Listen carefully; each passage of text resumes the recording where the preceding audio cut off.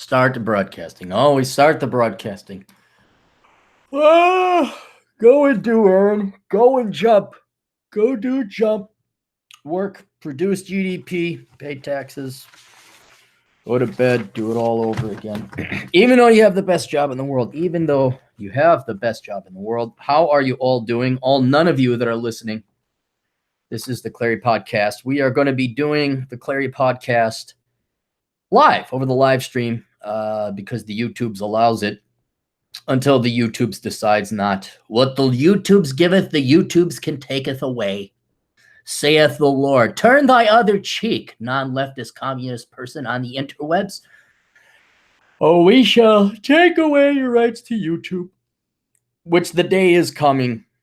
They're gonna, the big social medias, the day is coming. They are pissing off so many people, but they're just gonna go elsewhere. That's what I'm hoping happens with Roosh. Again, don't want to delve into the world of politics and online social media and the monopolies they have became. But what I'm sincerely hoping is that all of us, be it a Roosh or a Beckloff or a Cernovich or a Molyneux or a Roger Curry or an O'Shea Jackson or a me, is that we have enough loyal followers of a fan base, kind of like a church. I've always likened podcasts and YouTubes to be like a congregation of a church or a synagogue or a mosque, if you happen to be over on that side of the aisle. And if the pastor left, most of the congregants would go with, or you would hunt us down and find us out. That's the problem, though, is with the monopolistic platform, the pro to it. Beyond that, you're their bitch and you got to do what they tell you. The pro to that is that you find new people. Your net is very wide.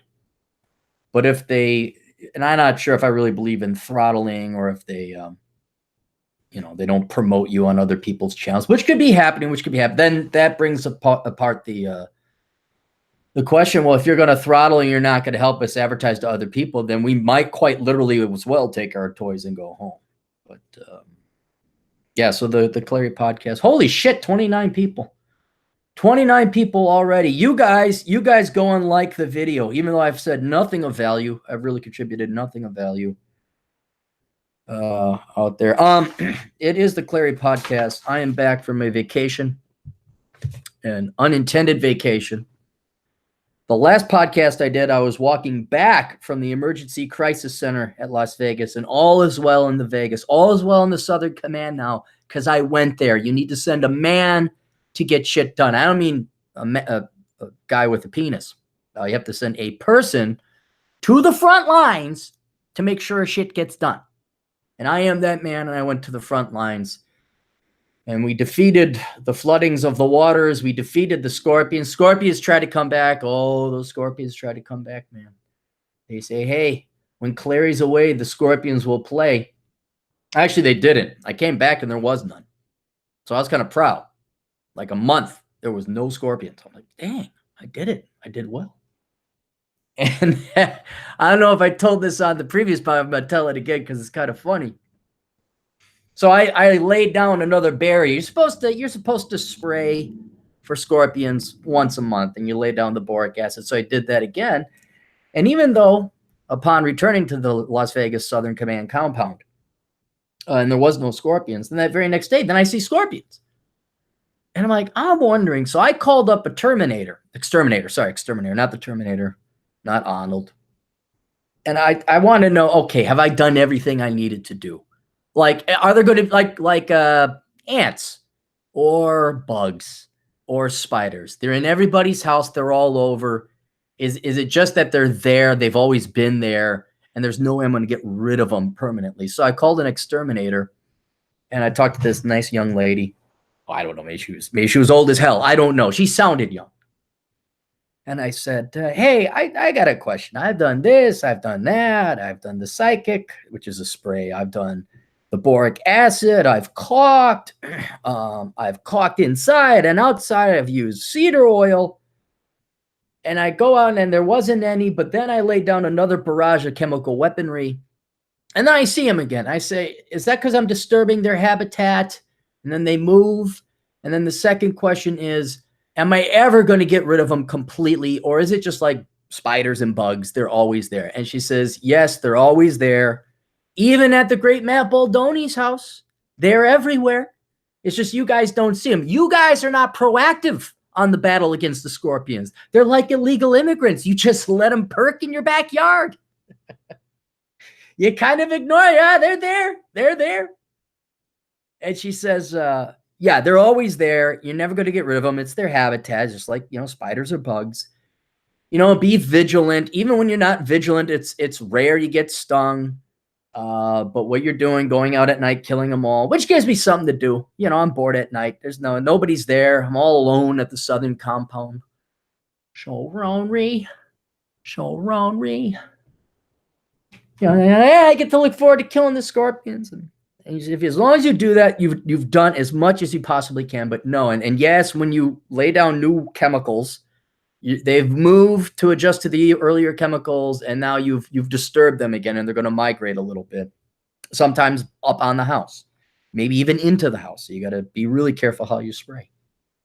And then I said, "Oh, okay." So I'm done. She's like, "Yeah." She says, "You aren't looking for a job by chance, are you?"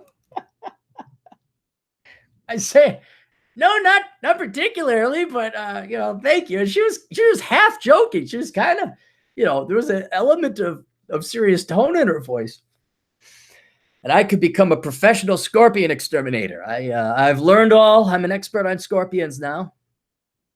I know all there is to know about scorpions, especially the Arizona bark scorpion, which is the worst scorpion to have out there. So after I did that and finished that was 3 days solid work. And I was down to the wire, man. Guys, I was down to the wire because we had a plumbing issue too. And this is like the third plumbing issue. And so I had the plumber there. I'm like, okay. Look, what else can we foresee? What am I missing? Because I could just shut off the main water valve, but then the pool doesn't cycle, which is bad for the pool, and it evaporates and bad things happen.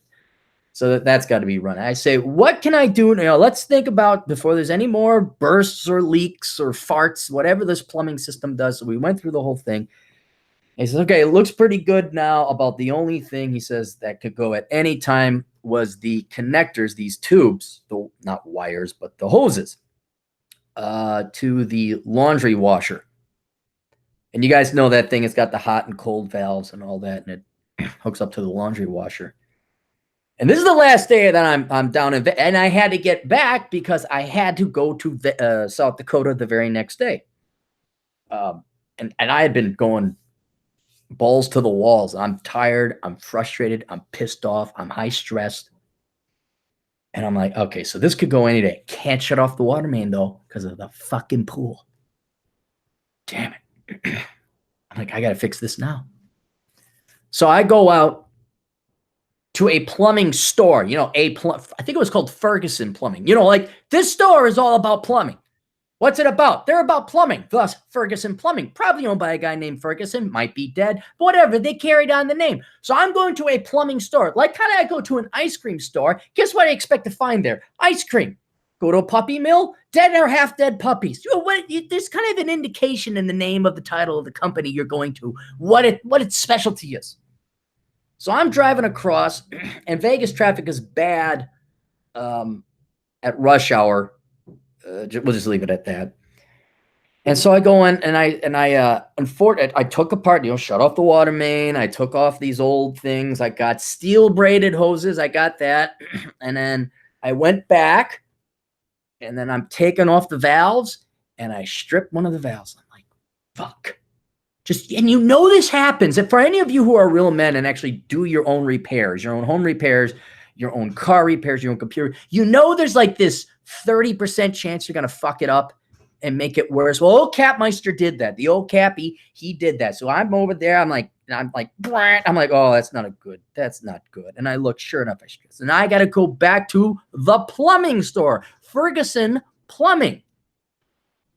I have both valves, the busted up hot one and the still functional cold one. Say, I need a valve, preferably two because this one's old. And they look at it. Oh, we don't have those valves. I'm like, what do you mean you don't have these valves? You are a plumbing store. Why don't you have standard valves? You know, a lot of people have been coming in asking for those. And I looked at the guy and said, you think there's a lot of people? Yeah, but we don't have them. I'm like, maybe. And I didn't say this because it's not my business. It's like, maybe you should order more. Well, we got these other valves, but it won't fit. Yeah, I kind of need the ones that fit. Kind of important right now. Sun setting. Soon it's going to be 6 p.m., 7 p.m. 2 other plumbing stores that are already closed. They say, oh, go to the other plumbing store. Clear across the town. So there I am driving. Pissed off, traffic. It's coming down to the wire.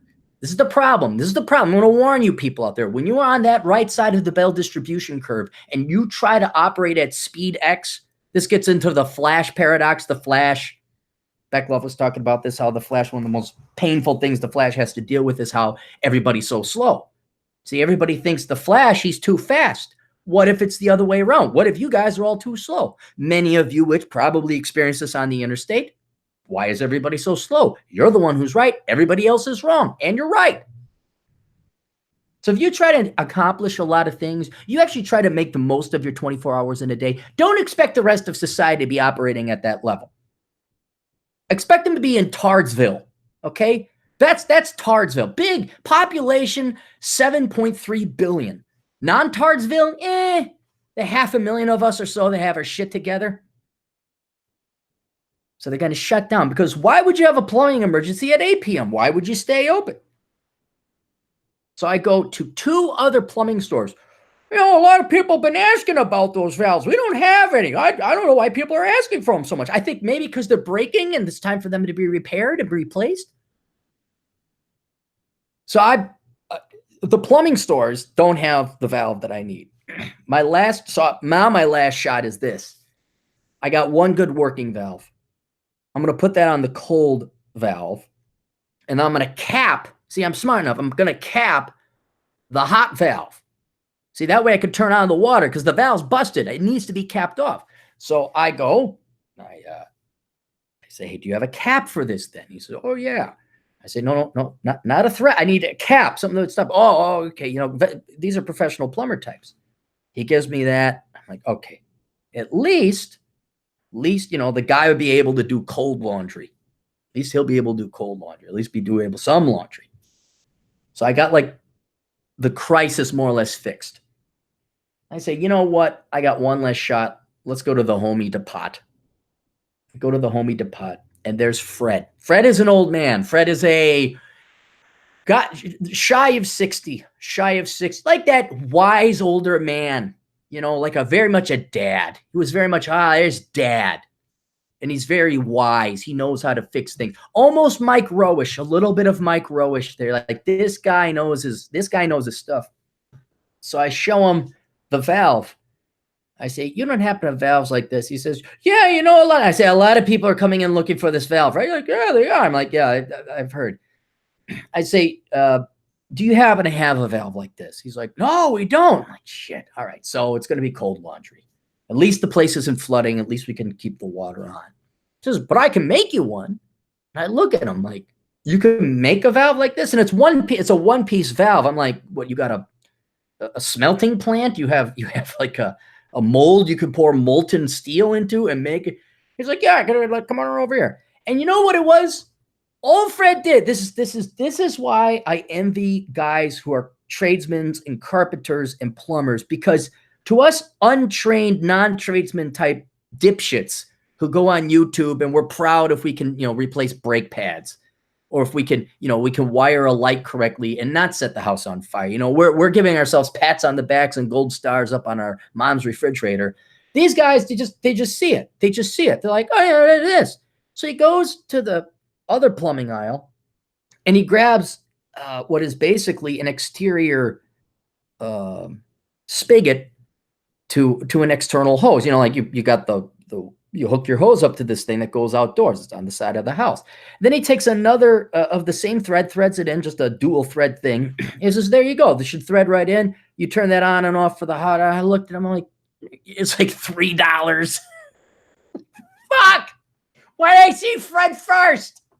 Why did I just have faith in the homie depot? I told you guys this a couple of episodes before, a couple of podcasts before. You don't go to True Value. You don't go to Hardware Hank. You don't go to Ace. Those places are, there's nothing there. There's nothing there.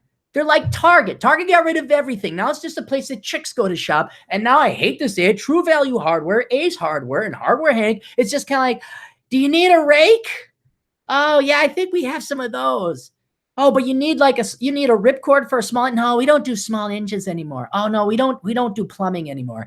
No, we don't do. We have paint and gardening supplies. Do you need that? It's like, no, I don't need that. I need plumbing. You just go to the Home Depot. You just go to the Lowe's. You just go to the Menards.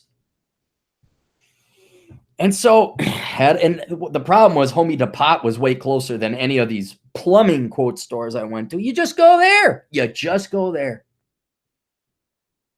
Frank did that. I was very careful to leave enough thread and tightened it down with the clamp thing. Me and my awesome carpentry knowledge and vocabulary. There's like it's like a wrench, but it clamps down, but it's going to ruin I had to make sure I left enough thread. Tighten that fucker down, put on some plumber's tape, knew enough to do that. And it's all well. It's all well. Everything is well now until the next thing comes in and fucks me up the ass. That's life. Let me explain life to you young boys and girls out there, and you old people who still believe in dreams and hope in a future. If you anticipate life trying to fuck you in the ass, you're going to come out ahead. And the reason why is that is more common than good things randomly happening to you for no fucking apparent reason at all. Manna does not fall from the sky.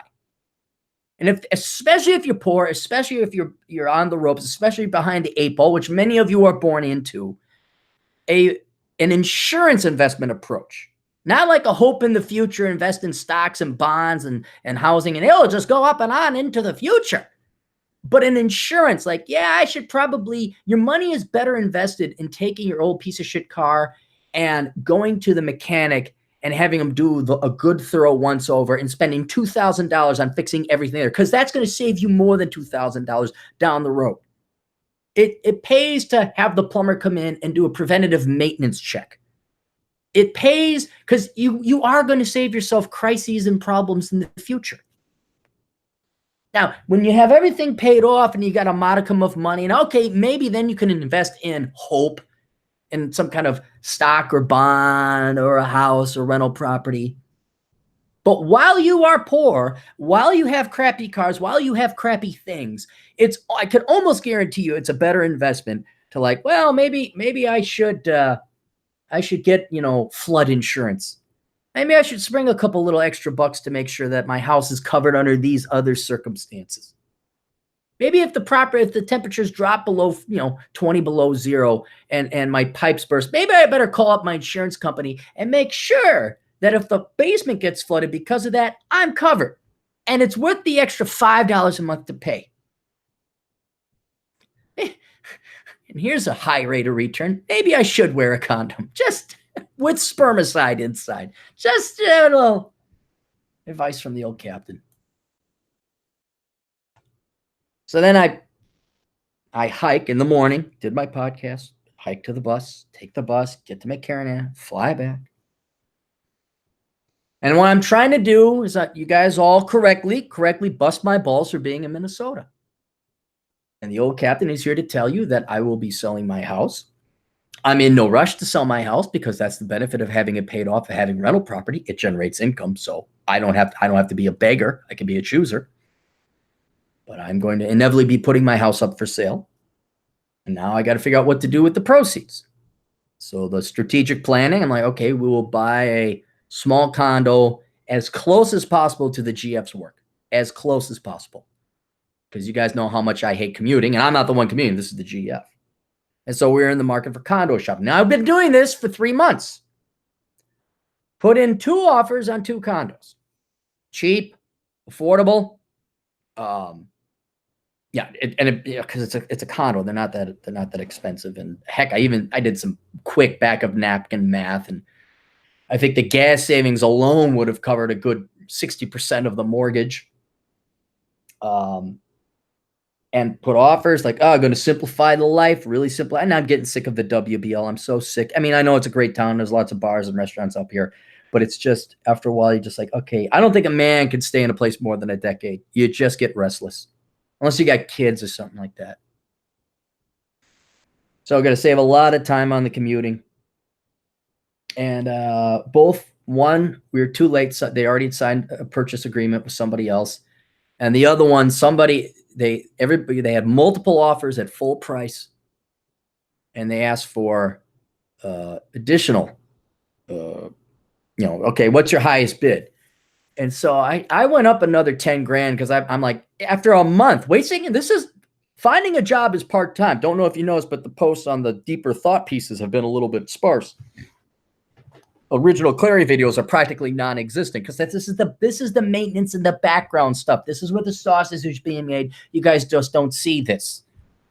Where's an original video? It's coming. It's coming. Right now, I got to deal with other stuff. It's not just, hey, Clarey's out here whipping his dick around and he's got all the time in the world. There's other stuff to do, especially if you're looking at long-term strategic planning.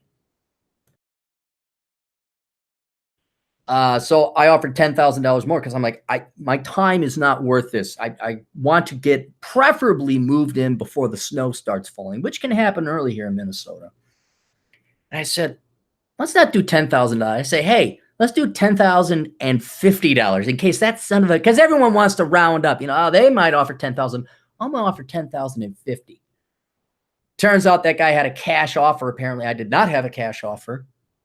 Mine was contingent on financing. And so I learned another thing. Oh, you better be a cash buyer and nowadays. So that one got away. And I was pissed. I was really freaking pissed. Didn't matter. See, now I landed. Let me explain to you again what the old cat. You guys, you lay on your asses.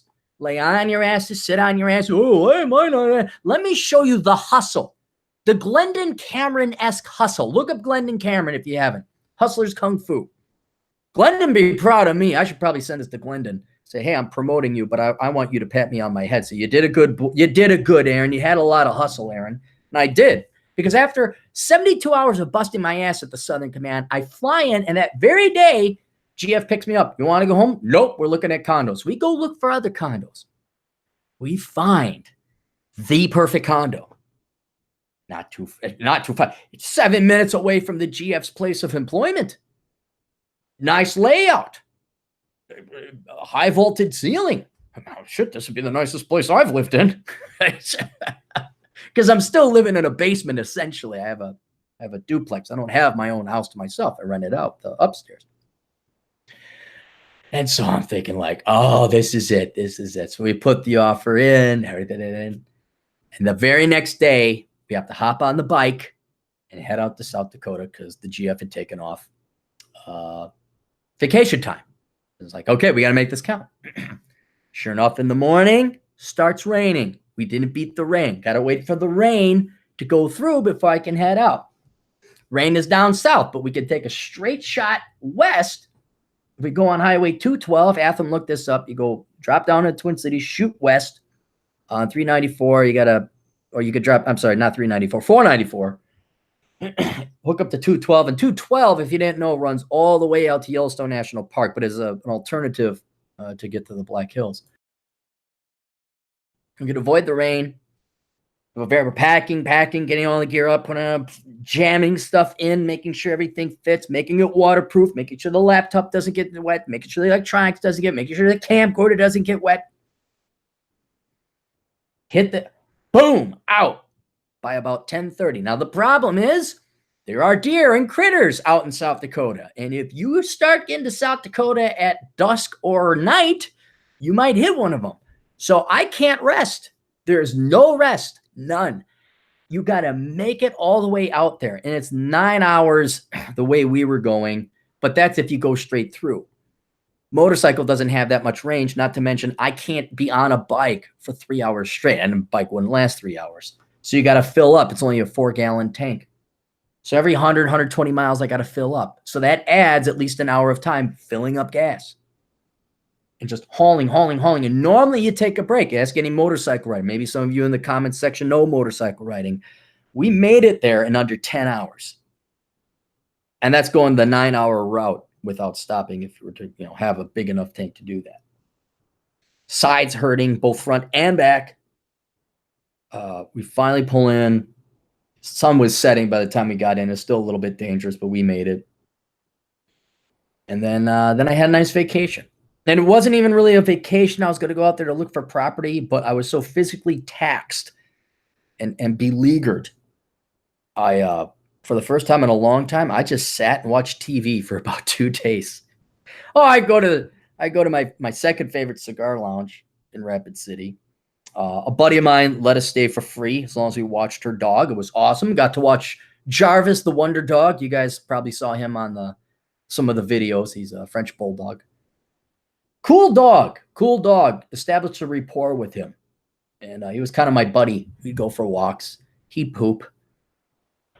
And oh my God, kids and people love him. Oh my God. If you ever, I know I said it before, but guys, forget this game and dating and all. Just go get yourself a cute little dog. Go walk it up and down where all the chicks are. I mean, really, just go to where the nightclub, the hangout district, the uptown district is. Bring your dog. Make it a service dog. Get the thing, fake it. Then you can walk into bars and nightclubs or wherever you want to hit on girls. And you will have, oh, he's so cute. What kind of dog is he? I don't know. The kind that makes you want to suck my dick after enough time. What's his name? Yeah. Oh shit. What is his? Yeah, Jarvis. Jarvis is his name. Yeah. Oh, hi, Jarvis. Oh my God. For some reason, they think you're a great person too. They think that you're as good as the dog you're walking, and that is probably the most wrong assumption that has ever been assumed in the history of assumptions. So we went there, and just sat on my ass. And then I remember that I was going to go out there for looking for property. And since I was so burned dealing with the crazy condo market of the Twin Cities, and inevitably I want to move out to South Dakota, I start looking, you go on the Zillow, you go on the little thing, you start looking around. And the real estate market out there is whacked. Really whacked. You can either buy farmland. I'm simplifying this a lot. There's more nuance to it than this, but you can either buy farmland, of which you have to buy, at 100 acres a whack. Farmer Brown ain't going to carve off 1 acre for you to set up your little bachelor pad. And there ain't no utilities ran out there either. You got to run the utilities out there. You could buy into a trailer park or a shitty house that already exists, in which case, yes, the utilities are already there, but you're dealing with Jessup, the toothless wonder, and his sister/wife. Take a look at Box Elder. I know I slam on Evansville, Wyoming. Actually, you know what? Hang on. We talked about this before. If you guys hadn't tuned in, let me look it up here. Hang on. Oh. Strip club in Box Elder. There's only one strip club in Rapid City. And Box Elder is a suburb, if you can even call it that, of Rapid City. What it really is the town that supports the Ellsworth Air Force Base. And everybody do it if you hadn't done it already. Belle Starr Gallery. Okay. Oh, they got a gallery. Belle Starr Gentlemen's Club. Belle Starr's Belle, like Southern Belle with an E at the end.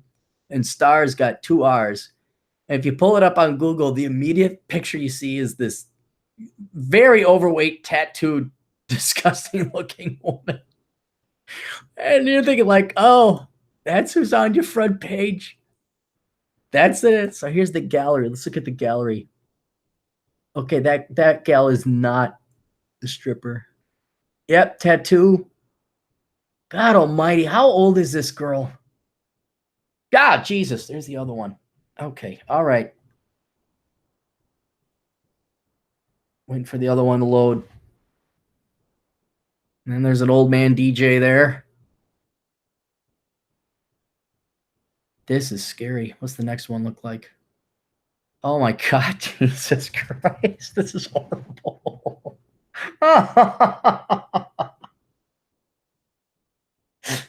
Okay, that one's all right. They all have had tattoos. Every single one of them has had tattoos, multiple tattoos. You got to see the slideshow. thebellstar.com/gallery. And here's the same gal before, multiple tattoos. She looks like she's 13 practically. I think they have one cute girl, and they keep showing her picture. Oh, my God. How bad is it that you got to go and strip at the Belle Starr. This gal has tattoos like a cheetah on her back. She is tattooed to look like a cheetah. Oh, okay. I can't do this anymore. I can't do this anymore. Anyway, that's the other option of housing. You can have a very nice trailer next to the Belle Starr. And then you can get new housing where you buy into the cult, where it's an HOA is forced on you. They have a ton of covenants. So it may be a nice neighborhood. It may be a nice lot of land, and you could put up a nice house, but you just can't put up some small dinky little bachelor pad like I want. They had minimum square foot sizes. You must build a house this big or bigger. And I'm looking at them like, almost 17 square feet, 1,700 square feet. I'm like, I don't need 1,700 square feet. And then you start looking at and it has to have this type of ornation. It has to have this type of finishing. It has to have this type of roof. You must have this type of landscaping. It must have a thing around an apron. They said it must have an apron around the garage. And you start adding this all up. And then you start finding out why houses cost $700,000 sometimes. Entry level into these houses, average houses, by the way, right? In South Dakota, new construction, $300,000. Even some of the used stuff, if you ask them, look this up, if you get out into the, quote, boondocks, towns like Piedmont, Somerset, you're looking at these houses, and they're going for $300,000, sometimes $400,000. And these houses have been built in the 70s. Like, what the hell is wrong with you? Where's the money coming from? There's no California license plates here. I don't see any New York license plates. And person was saying, yeah, well, I don't know why housing's been going up so much here. So I don't know if it's foreign money, foreign meaning out of state, or people are buying up along the corridor that shoots up to Sturgis. You can rent out your properties for a ton of money if you're anywhere near Sturgis. So maybe that's why that corridor in Piedmont and Somerset. I know you guys don't know where these towns are, but you could follow along if you'd like. And I was like, dang, okay, maybe I'm not going to buy property out here. My goal is to buy a piece of land, and then in time, when I want to retire, I'd build a house on it. But it just wasn't going to happen. So I talked to a realtor. I'm like, look, put me on the list. If a property fitting these prerequisites and requirements come in, and let me know.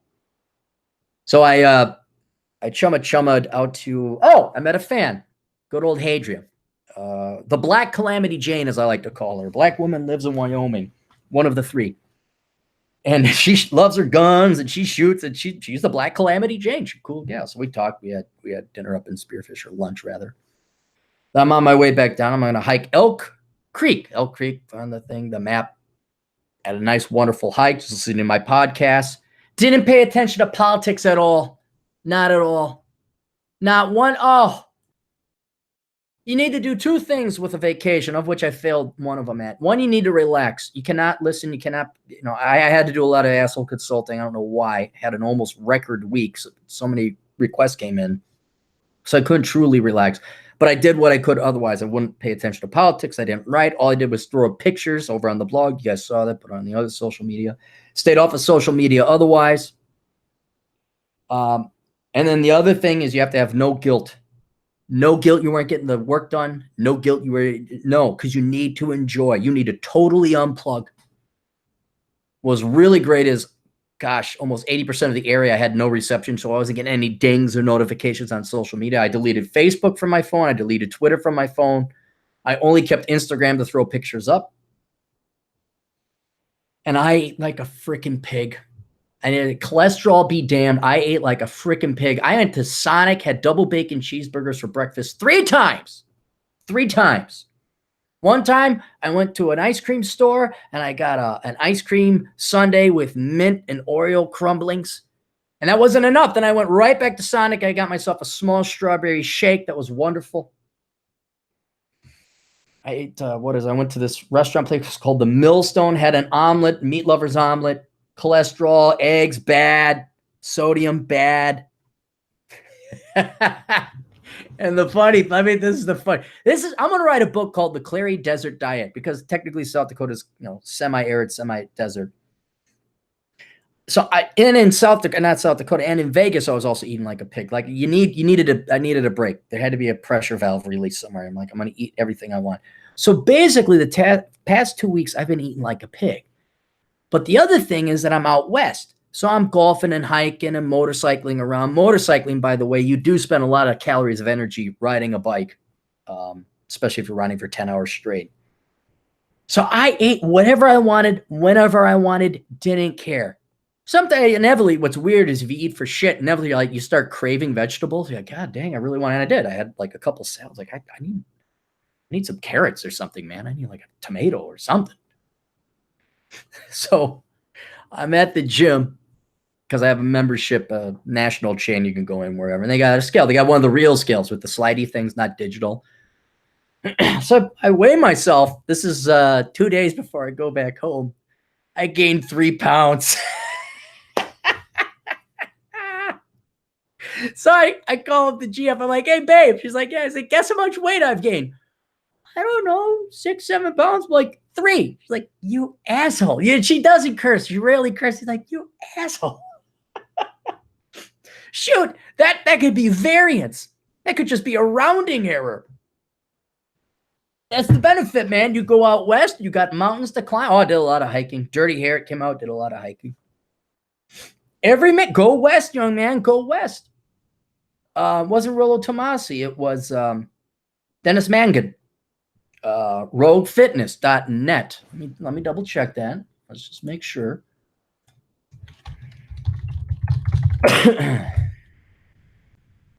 Roguefitness.net.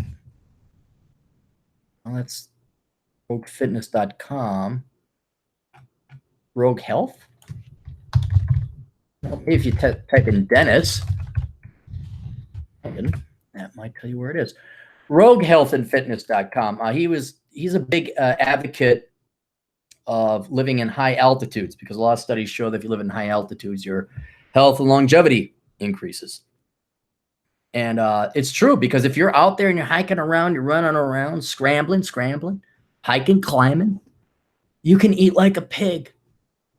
And you can, well, of course, the cholesterol's probably up, so I had to go back to carrots and almonds and grapefruit and all that other crap. But no, it was great. I was just like, my belt should be getting tighter, and it wasn't. And then I step on the scale. I'm like, hey, babe, guess what? Gained 3 pounds. Asshole.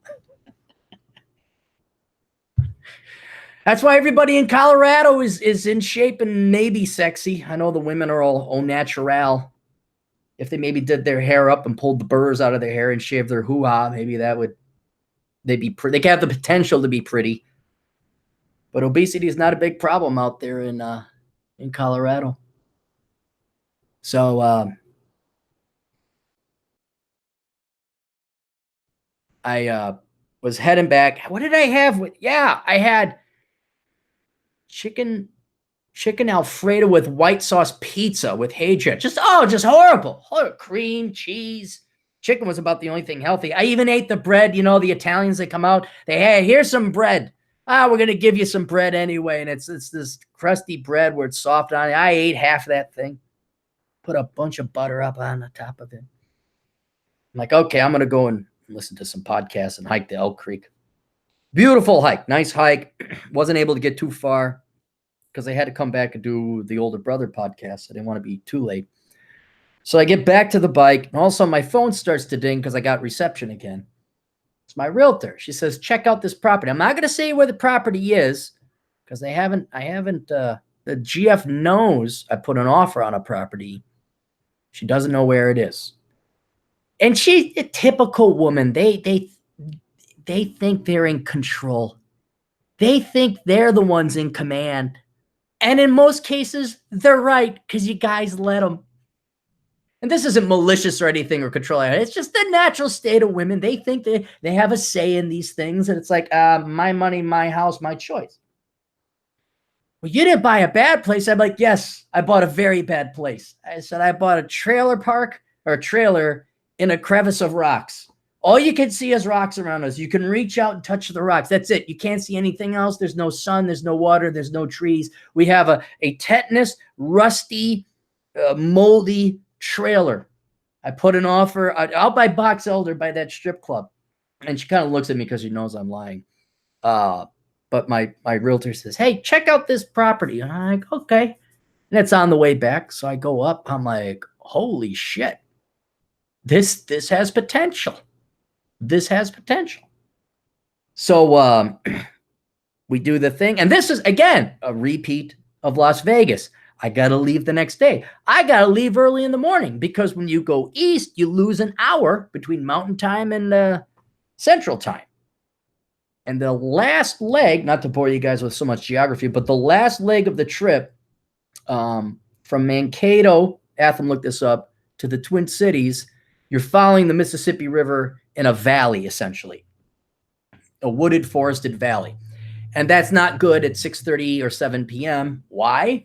Because the deer come out and frolic off the river and everything. And tons of deer. You always see a deer carcass. So I had to make it through that gauntlet and get into the metro area where there are no deer, make it up to the WBL. So I had to leave early. And so we go in, we look at it. I run some numbers. We get a bunch of questions answered. The guy comes out, very nice guy, shows the property, this and that, and this. And I say, okay, make the offer. And so she says, okay, we're at the office doing these things, bada boom, bada bing, getting it done. This is why I'm more successful than the average bear. Yes, it was vacation. But I didn't say, well, let me sit and think. No, hustle, go, go, go, go. Plus, I'm not spending another 2 fucking months looking for a goddamn house. The lost labor, the opportunity cost of that shit alone is like, yeah, fine, here, full price. Let's go. I don't want to dick with this. I don't want to dick with it anymore. Bada boom, bada bing. Write out the thing, sign some paperwork, hop on my motorcycle. My realtor's very nice. Did you bring a helmet? Yes, mother, I did. Okay, and then a helmet, boom, go back. Packing, watching the last 3 episodes of Sherlock, which are horrible, by the way, horrible. I can almost bet you they were written by women. It was a great series, and then the last 3 just shit the bed. Roundhouse kicking chick cop show. 50-year-old actress, and she's in the show, she's a government spy agent, which is believable. Not all spies are James Bond. But then she belonged to this thing called AGRA or APRA or something. And here she is with this SWAT team 6 years earlier. I'm like, no, not believable. No. She gets pregnant, has a kid, gets shot. Oh my goodness. It was horrible. So I was packing while half watching that. Wake up, 6 a.m., walk the dog. It was a little tear jerk. I wasn't say I was crying, a little tear jerk. Kind of felt bad. I'm like, see ya, buddy. I gave him a big hug. French bulldogs don't bark or whine. They just kind of snort. He's very excited when he's so. I'm like, yeah, I'll miss you too. I speak snort now. Loaded up the bike. Chumma, go. Pull into, where was it? Sioux Falls. Tailgaters. Eastside Sioux Falls. I say this so people who live in the area are like, oh yeah, that place was over there. Phone, dinging, looking. Offer accepted. Holy shit. Really? It's offered. And here's the problem though. Because this is like, good things happen, dreams come true. What did I tell you about insurance? What did I tell you about life having plenty of dicks hidden within it that are ready to fuck you in the ass? I still don't believe. You know when I'm going to believe I own the property? When I got the deed to the property. That's when I believe I have this property. But for those of you, hey, Clarey, why are you moving out of the Twin Cities? Yes, I am. The ball has been set forth in motion. I will be leaving Minnesota. It wasn't just BS and joke and circumstance. I will no longer be Mark Dayton's bitch. I will not be here when the Minnesota people who are too stupid to vote, they will vote in Keith Ellison as the state attorney general or the district attorney, whatever the hell he is. And he could go after all you stupid white people because he does not like you. He does not like you. I know you Minnesotans just can't wait. You can't wait to hate yourself because you're descended from Swedes, not to bore people with the history of Minnesota. Minnesota is predominantly Scandinavian. And just like their home country ancestors or cousins across the pond, modern-day Scandinavians are pussies. They'll let anyone in. They don't have any respect. They feel guilt. And so not only are they financially raped, they're rapity raped. And the same thing will happen here in the Twin Cities. I'm like, bye, see ya. I have pride. I like myself. I don't hate myself because I'm white. Don't necessarily like myself either because race is not a thing. It's what you do. It's accomplishments, not traits. But Minnesotans cannot help but feel guilty. Oh, we're so white. Oh, we're so bad. Even though we've never owned slaves, and even though we were immigrating here in the 1890s and the 1910s, we're just so benefiting unfairly. Let's all just kill ourselves because we're such bad white people. This is why when you get here, Minnesotans are such fucking pussies. Such self-loathing fucking pussies. Oh, they're disgusting people. And they're so quick to help anybody but their own children. Oh, they hate their own children. They will give a murderers and thieves and immigrants, illegal or not, they'll give them all the help in the world, just so they can look how open and understanding and open-minded they are. Oh, we're tolerant. We're so tolerant. Yeah, but fuck your own children, right? Why give them any kind of level playing field? Let's make hiring disadvantages for your children. I guess it's all right. They're all prissy, swipple, suburbanite white folk anyway. I have such hatred and contempt for the people in Minnesota. And they're backstabbers too. They're backstabbers. Super passive aggressive. Just don't move. Just don't move here. Yes, it's a great place to work, and that's about it. But otherwise, just so anyway, I'm escaping. I'll let you guys with your little socialist experiment go away. And I did the math. Now, presumably, I will sell the house and pay off the line of credit that I'm getting to buy this property. So, but let's say I don't sell the house. Well, now I will have I'll have a mortgage of sorts. The money that I save on income taxes will pay the mortgage. So it's like it's like free land. I did this with the client too. This client who's making, I think, $250,000 in California over in San Diego. No, not San Diego, San Jose. And he was looking at property in Vegas. I did a rough calculation at California tax rates and his income bracket over at California. It more than paid for a $300,000 house. I mean, a mortgage on a $300,000 house. I'm like, dude, if you just move here, you get a free house. Okay? You get a free house. Leave California, get a free house. Because California ain't it's like removing a huge leech. Remove the leech, keep more blood. But California has nice weather. Weather's amazing. Oh my goodness. Weather, it's just got really nice weather. It just has nice weather. Did I tell you it has nice? Oh my God, the weather is so nice. Yeah, you keep, because there's no other nice weather anywhere else in the United States. Florida doesn't have nice weather. You're right. It doesn't have state income taxes, but yeah, its weather is really shitty, man. All that sun and the beaches. Texas, down in San Padre. The weather, oh my God. The weather's so amazing, and that's why we have asshole widener spreaders. You shove it in your ass, and then it spreads your asshole wide enough that the state of California can fuck it. Because of the weather. Oh. So let's do some, let's do sponsors. We'll get those. Oh, you know what? Let's go to the chat. How do we do this? Here's the Google on the Hangout Chromes. I got to go here. Just bear with me, guys. I'm not that good with the chats. All right. Pause that. Okay. Oh, look. We got a bunch of super chats. El Orgullo de Chalasco, too. Long live Air Clarey, our Fuhrer. Yes, thank you. I found out I'm actually more German than I am Irish. So hopefully I live long despite that. So you stream during typical working hours? Yes, I stream whenever I have the time. And after Corey writes, an afternoon off, a 6-pack steaks and Clarey lives. It doesn't get any better. It could, Corey, if you had a big-titted redhead sucking your dick right now. Rahul Chatterjee said, what happened to plans for South Dakota? Well, I explained it, so we're good. We got that. Can you make a video about special education?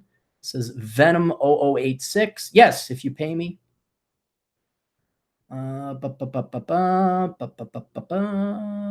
Saddle sore, no. Back sore. Krillin 876, $5 super chat donation. Cap, why don't you recommend that guys with low sexual market value have sex with sea eggs? 45, that chug Chardonnay.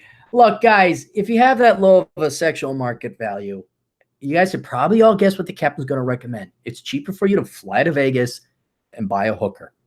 You rent, you lease. And I don't think it's in Vegas. You got to go outside of Clark County. I'm not sure. I think the closest is in a town called Pahrump. I've been to Pahrump many times, but I've never seen. They don't really advertise it. I don't know. Somewhere out there are bunny ranches. I've golfed out there. I've driven through there on the way to motorcycle ride. But that's, I think, the closest to Vegas. Otherwise, I did see a bunny ranch on the way out to Reno. Highway 95, there is one in Amarillo Valley or Amorosa Valley, something like that. But don't, guys, just stop torturing yourselves. All right? Stop going online. If you have a low sexual market value, clean up, be hygienic, fly to Vegas, get laid. Or go to Amsterdam, get laid. It's just, heck, even if you're a decent looking guy, the time and resources you got to spend, courting, dating, wooing. Do you know how much it costs to woo a girl? From zero to she's like finally dropping her panties. Do you know how long that takes? 3 dates. I know. There's pickup artists and people better than me.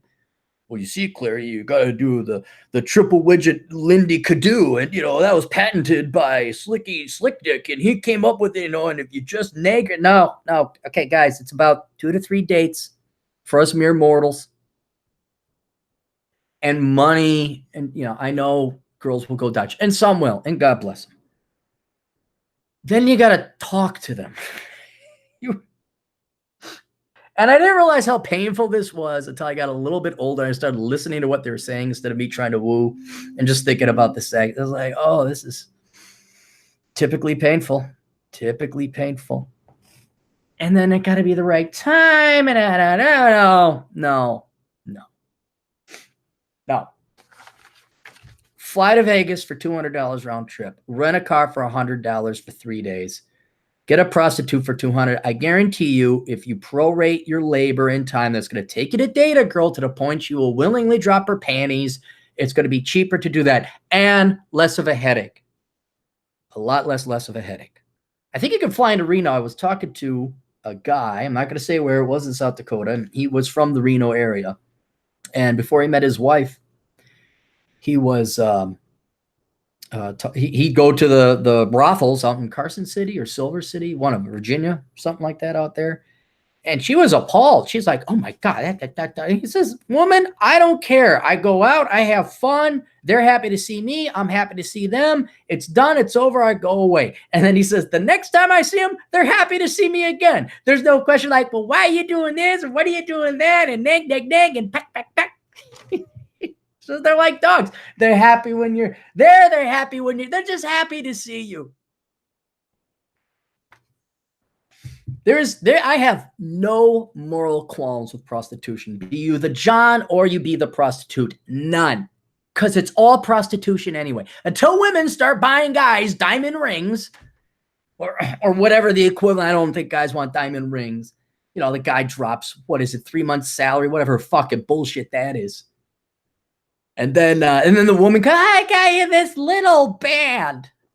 It's made of tin. You drop $8,000, whatever it is. They go find something for $200 on the internet. Bullshit.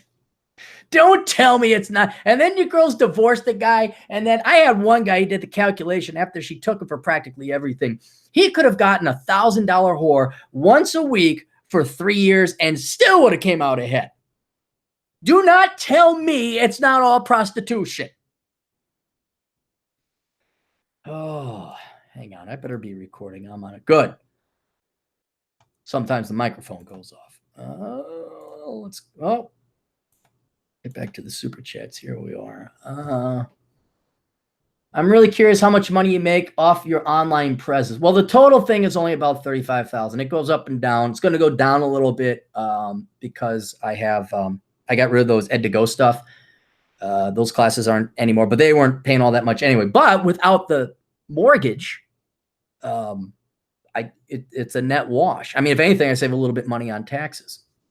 You don't need that much money, guys. I'm telling you, you don't.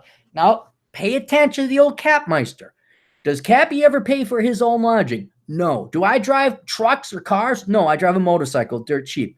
When I fly out to Vegas, I'll admit for my buddy, he does cover that flight. So that's another thing. It's you eat at home, drink at home, gave up drinking. That saves a lot of money. And then if you don't buy expensive stuff, you can get by on stuff real easily. Pay cash for your cars, no interest expense. And I kind of envy. I wish I may be curious to go out one of these days. I don't know if I'd enjoy it, but I want to do a Southeast Asian tour like for a winter.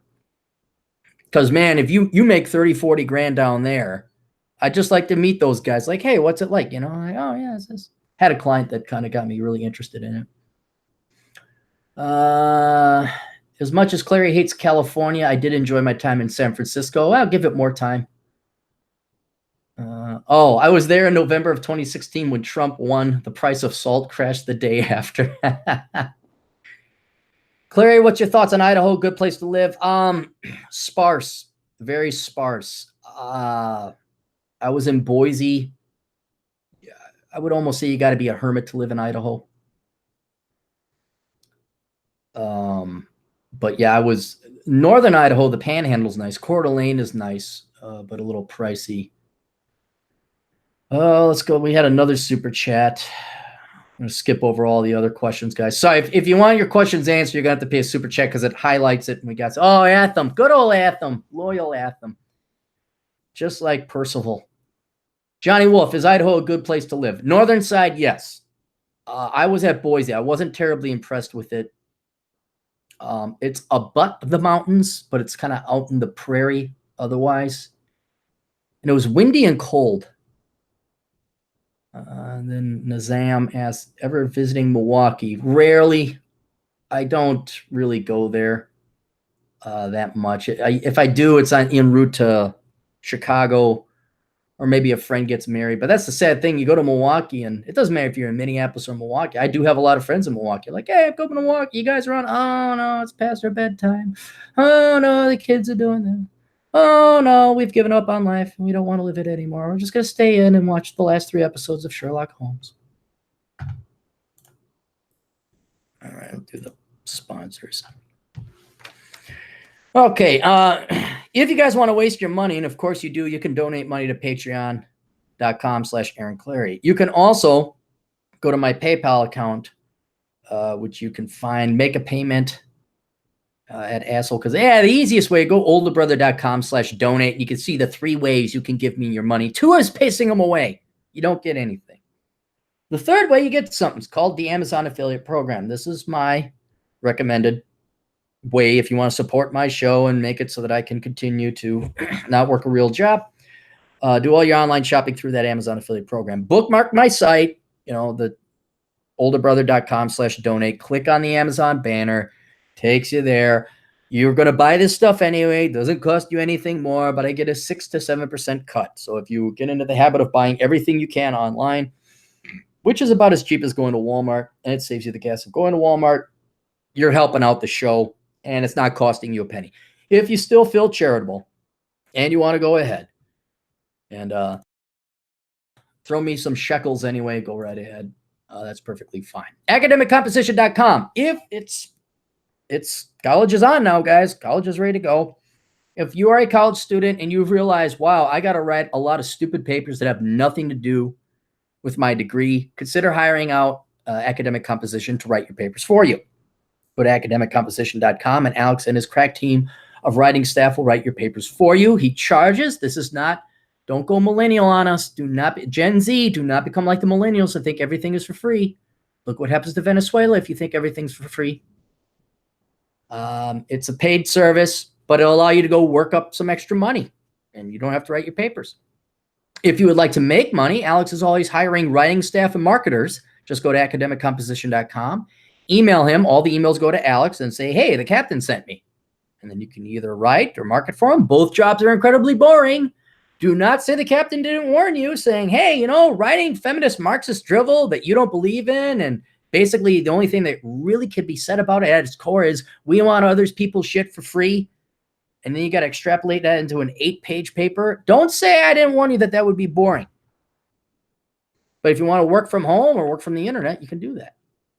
OrionsColdFire.com. If you guys are really charitable, go to OrionsColdFire.com now.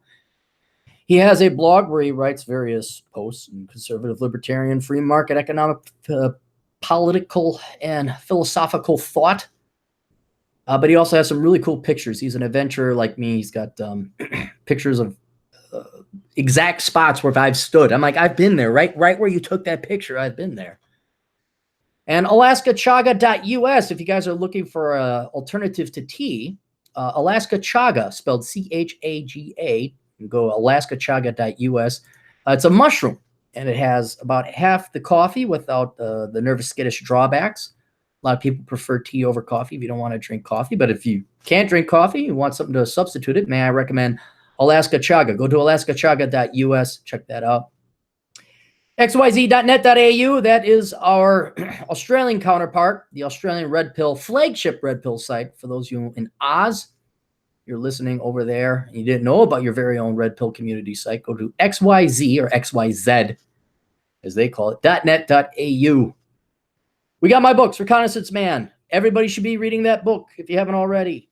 Black Men's Guide Out of Poverty. That would be for men who are black, are in poverty, and here's the trick. They want to get out. They don't want to bitch about it. It's not it. They actually want to get out. Recommend that to all black men who want to get out of poverty. Bachelor Pad Economics, that is the universal book for everybody who should be reading it. Worthless, if you know someone who's in college, and this is about the time where especially the boys start to realize college is not the panacea of wonderfulness that was supposed to be. They're getting their asses shot down. They're realizing, hey, this is just like high school. And the dread set in for me. I think I was 2 months in. I remember very clearly. I was so pissed off when I found out that college was just like this. It was basically high school version 2.0. I had 4 more years of this bullshit, and I had to pay for it. I wasn't even working my gig at that time. It was just getting shot down, realizing that the classes were bullshit. Nothing was smart or intelligent. And also the girls just like getting stood up. I was just like, what? High school, I was doing real good. There might be something to say, like if you're a senior, you do really well, because when I was a senior in college, I did very well. Senior in high school, I did very well. But then a freshman, it's like hitting the reset button. You're like, God damn it. Plus being hungry didn't really help my mentality back then either. But maybe now people are receptive to the truth. I had one guy send me an email, said that he was a worthless degree person, changed his major, and then tried to get as many people to read Worthless as possible. He did not have one taker because they've believed they drank the Kool-Aid. They're going to become the world's greatest non-diversity reserve vice assistant deputy, raising awareness, having a conversation, diversity counselor deputy, raising secretary, assistant, vice president, reserve. Adjutant. Enjoy the decline, even though the Trumpenführer is in there. I got 3 articles right here. I don't know if I can even get through them because it's just so. I got 4 articles. One I got to get through. I don't want to get through them all, though. It was nice being on vacation. Didn't have to care about politics or all the stupidity. But you can read Enjoy the Decline because we are in a decline. Curse of the High IQ. That's for all of you who are listening. And the reason I say that is because if you're smart enough to listen to this, you're smart enough to get that book. And also, please, if you don't want to get that book, I've been getting a bunch of emails as well at Asshole Consulting where people are asking me these questions, and I'm like, did you test your, and it's like, oh, do you think I'm smart enough to be an engineer? I'm like, well, did you get your IQ tested? Oh, no. Well, why don't you do that? You don't have to read the book, but please go on. Do yourself, take 30 minutes to test your IQ to figure out what you're capable of. Hell, if you want to know, email me. Hey, I got an IQ of 115. What am I capable of? Well, this and that. Hey, I got an IQ of 90. What am I capable of? The liberal arts, the Democrat Party, being a teacher. Care for the children. I care for I'm going to change lives. Poor Richard's retirement. If you don't have any money saved up, I'm going to go with any. If you have $3 in your savings account or your retirement account, now you're going to go there. I mean, you can get the book anyway. I'm going to go with people that have nothing in their accounts. You think, oh, I don't have enough. Oh, retirement. Nope. Get Poor Richard's retirement. That will teach you how to retire. You know, how do you live off of $35,000? How do you retire off of $250,000? There it is. Poor Richard's retirement. And thus, how, if you need that little money, imagine how little less you got to work. And then you could go have fun and enjoy life and spend time and hike and ride. If you've already bought these books and you're not going to buy any more because you either doesn't benefit you or you don't want to, please write a review and give a star rating. I'm wondering, that actually does help more sales. Wondering what high IQ is at for reviews.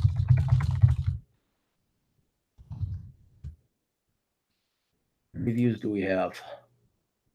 198, two more, and it's at 200. That'll be my first 200 review book.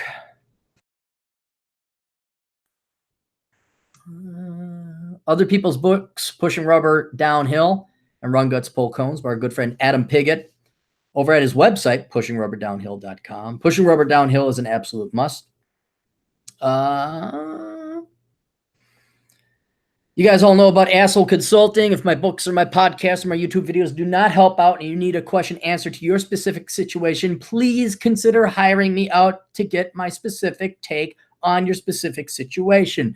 The reason why is that I have to do some more calculations, but I'm betting on average the $30 or $40 you drop is going to provide you 1,000% rate of return, or 500, not 5. Yeah, let's say 500. 50 times 20.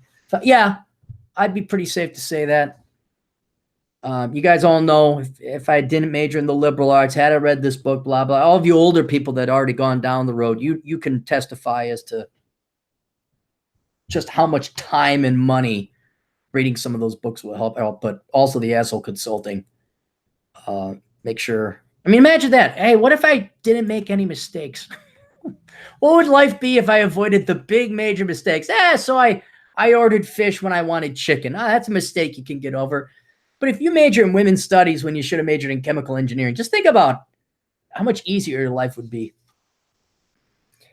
We got the League of Extraordinary Podcasters, 405media.com, financialsurvivalnetwork.com, Canto Talk with Silvio Canto, spelled C-A-N-T-O, O'Shea Jackson over on the YouTubes, Economic Invincibility. He's been pretty good.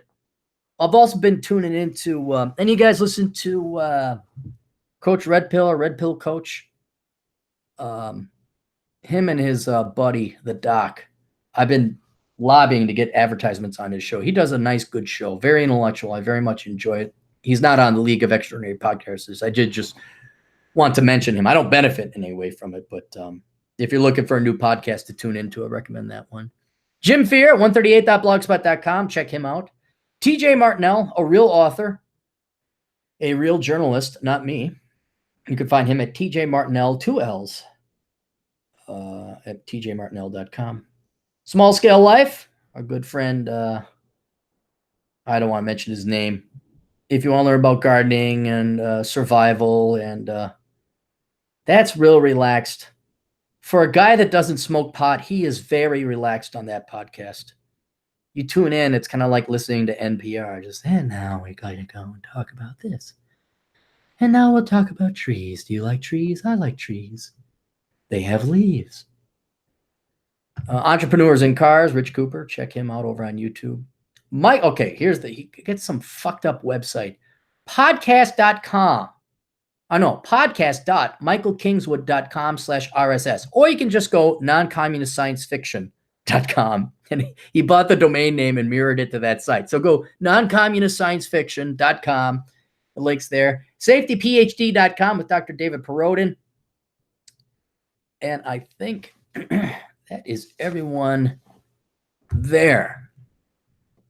All right. What else? Any more questions, comments? No more super chats. Oh, we got another super chats. Hang on. Otho Leisure writes, what do you think about digital marketing versus web development longevity-wise? I've taken Seth's course. I'm about to work, just not sure for the long run. I think digital marketing has a better short-term outlook, but inevitably, like web development, unless you get into like the nuts and bolts, the depths, like the cybersecurity and all that, even I can program a website. So I think it's become commoditized a bit. It's still, look, it's better than being able to program a website, setting up the email, even the basic stuff that I can do. But if you could program the website, CSS, what was it, Python? If you can not just make the website look pretty, but have integrity and security, that's where it's going to go. But still, let's just say you could put up a basic static website. That's more than any liberal arts major can do. It is. It's more than a liberal arts major could do. Don't tell me Steve Jobs was a liberal arts major. He could do it. He had other people do it. But digital marketing, I think, yeah, standard economics, it'll get flooded. In the meantime, I've talked to Seth, and he hasn't witnessed any kind of slowdown. And you got to keep in mind, here's the type of person who is young. I mean, you got to admit, 17, 18 years old, maybe even in your 20s, who's going to have the wisdom and foresight and the balls to say, I'm not going to go to college. I'm not going to go the route that everyone has been hammering me with a sledgehammer to go. And instead, I'm going to go and do some kind of web development thing or take this online course. I'm going to go through Udemy. I'm going to do self-certification. That's a very small percentage of the population. And so I don't see these sites getting flooded or the market getting flooded, kind of like drop shipping or selling stuff on eBay or house flipping, stuff like that. I think that it will still have a short-term life as well. And again, it's still better than slinging coffee. It's still better than majoring in English. And for the time and cost commitment to either Seth or, taking online classes, the time is primarily what the cost is. That pales in comparison to what you're going to get in college. And so these plan Bs are great for anyone who just college isn't for you. You're not ready. I can totally see, like, man, the last thing I wanted to do was go to school again after graduating from high school. The only saving grace about college was that there'd be pussy there. And then you get there and it's like, oh, it's not as free giving as we thought it would be. Matter of fact, it's just as stingy as it was before. Clarey, you don't know how to game. You don't shut up. But I mean, I think Seth had some people, they bang out the course in 2 or 3 months and they're making decent money. I mean, they're not making a ton of money, but enough to live. You're online. I mean, that right there is the big selling point. Same thing with web development. I guess that's location independence. And you gotta look at that stuff like, look, you're self-employed, add 10,000, heck, 20,000 in the fact you don't got a boss. You might have clients, but you don't got a boss. Add another 20,000 that you don't have to commute. You just wake up, you're in your freaking boxer shorts, you can program, you can drink coffee, you can be drunk, you do whatever the hell you want. And they're just good skills to have. I would like, and it's not too different than me learning how to dance. Like I learned all these different dances so I could go and teach them. And even then I had to leave the home. It's physically somewhat demanding, especially when the women in your class start getting fatter and fatter and fatter and surprised they don't bring a dance partner. Well, who gets to dance with Gertrude, the 800-pound sow? Good old Cappy does. Well, that's not a fun sack of potatoes to dip. Break your back doing it. But yeah, I mean, for the amount of effort and money you got to put into getting that stuff, I would absolutely recommend taking that, especially if you don't want to go to college. Aaron, do you watch Davis Arini? I used to. He's really good on philosophy, but not anymore. I don't even think he's putting up any stuff. Let's see.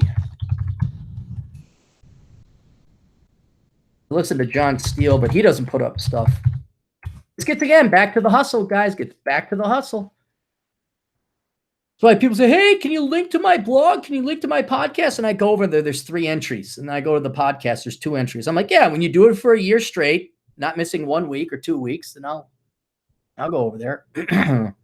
Oh, I guess Davis is a little bit more active than he used to be. I listen to Beckloff religiously, even though I would have to categorize him as probably bigoted and racist. I do listen to Cynical Libertarian Society. It's just, I don't have to go into it. There's no reason to be racist or sexist, guys. No, certainly criticize, certainly critique. When people are running afoul, you say, hey, that's a foul, man. You know, when they're doing self-destructive behavior, you call them out on it. Nothing wrong with that. But I just, it's just, I cringe. Listen, you know, I always try to find new podcasts. And, hey, are any of you try this? And I'm listening. I'm like, yeah, that's right. Yeah, that's good. Yeah, no, that's a good point, too. I hadn't thought about that. Oh, yeah, I really like these guys. And then the co-host say, yeah, but if it wasn't for the fucking Jews, you're like, shit. What the fuck? And that has nothing to do with what they're talking about. Where did the Jews come into this? What do the Jews have to do with fiscal policy? What? Oh. All right, no more super chats. Let's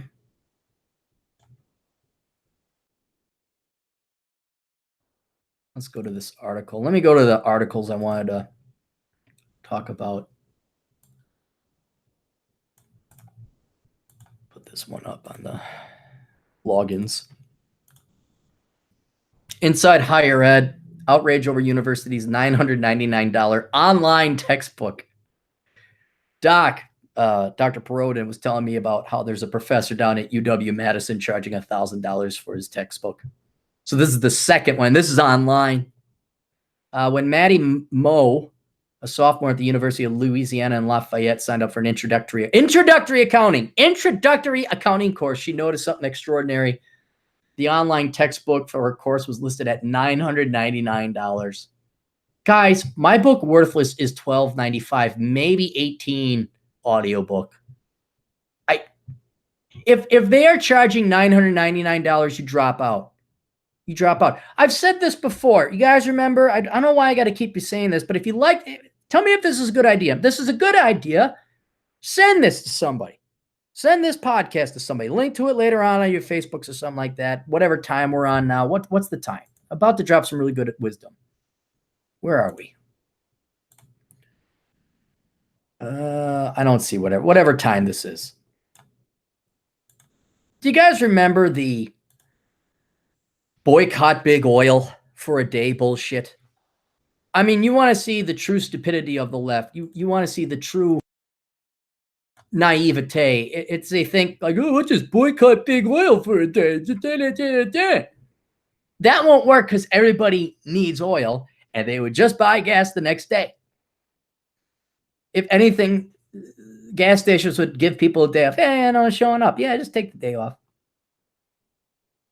But if you did that for one semester for colleges and universities, if just half the student body of the United States, or just one generation of freshmen came in, like if the Gen Zers really want to be rebellious as the millennials wish they could be, if like the senior class of 2019 says, nope, we're not signing up for college. We're all taking a leap year, an off year, whatever. I'm going to travel. I'm going to go work. Shoot, you could stay at home, play video games, and jerk off to porn. If one generation did that for just one semester, do you know what the colleges and universities in America would have to do? They would have to lower tuition so quickly and beg and plead for you to come back.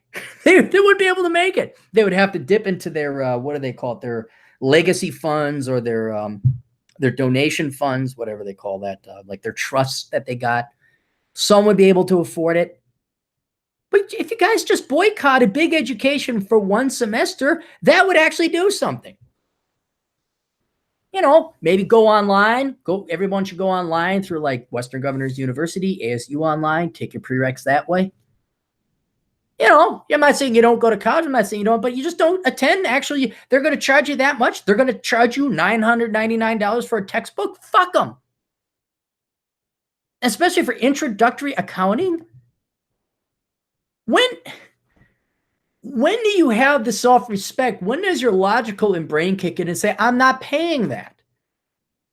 I'm dropping out. I'm going to protest.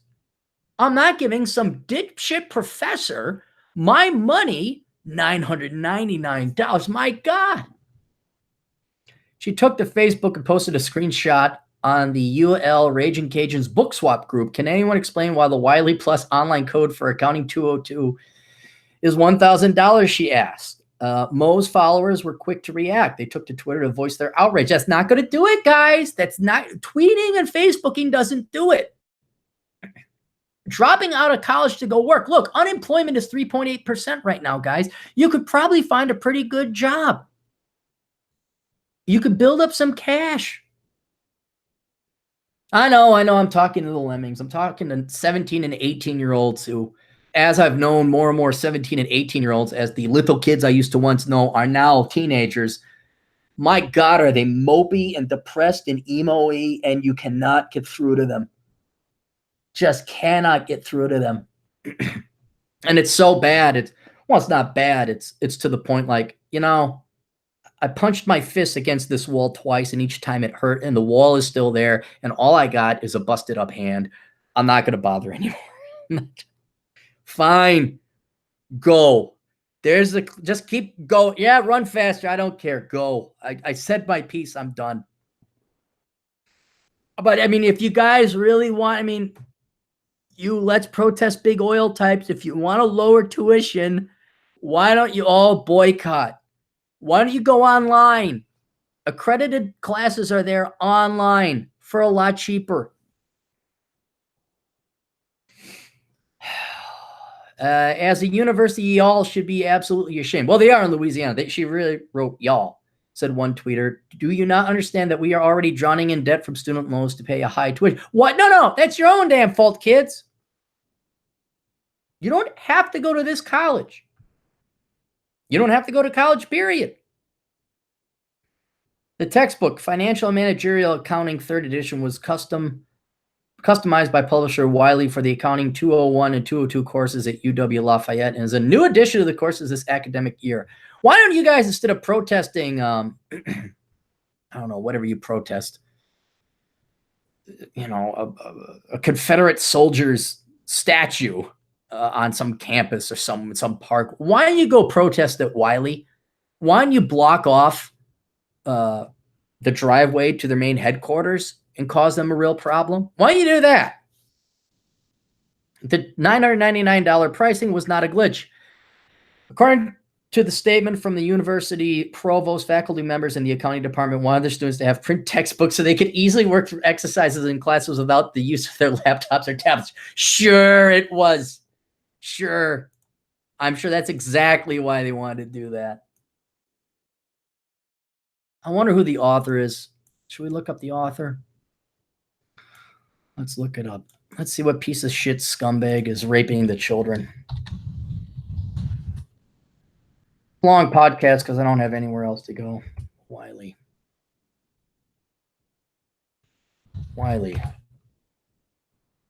Here it says $99. They lower the $133, the ebook.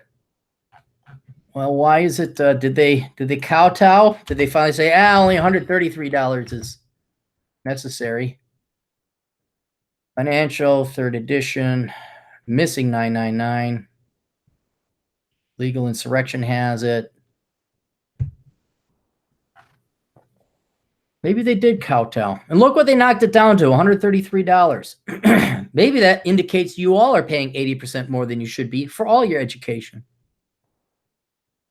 See, the way Cappy would do higher education, I would essentially be making it free. And not by having the government pay for it. It'd be a free market, quasi-free market solution.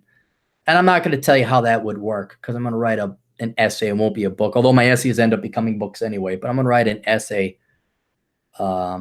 on how to replace the American higher education system. Of course, it will not be read as much as 50 Shades of Fuck, but it might provide an intellectual exercise. If anything, it'll be like, hey, did you know this guy came up with this idea 50 years ago that what we're doing now? And we could have saved at least $25 trillion if we had done it this way instead of the way we did. Until all of a sudden there was $1 million student loan debt average. And then we said, hey, wait a minute. I can't ever pay this back. My education's not worth $1 million. You sheep would. You dumb shit. I can see Gen Z. Gen Z might be the generation where there's $1 million student loan debt. I could actually see that happening. You can't put a price on education.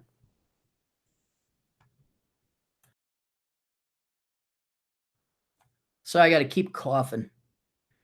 While the online-only version of the textbook was priced at $99, and while the marketplace, a bundled print and online textbook was available for $253 from the college bookstore.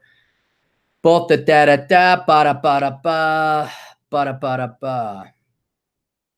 No one's responding, this and that. Okay, that's that article. Target, my favorite company. Target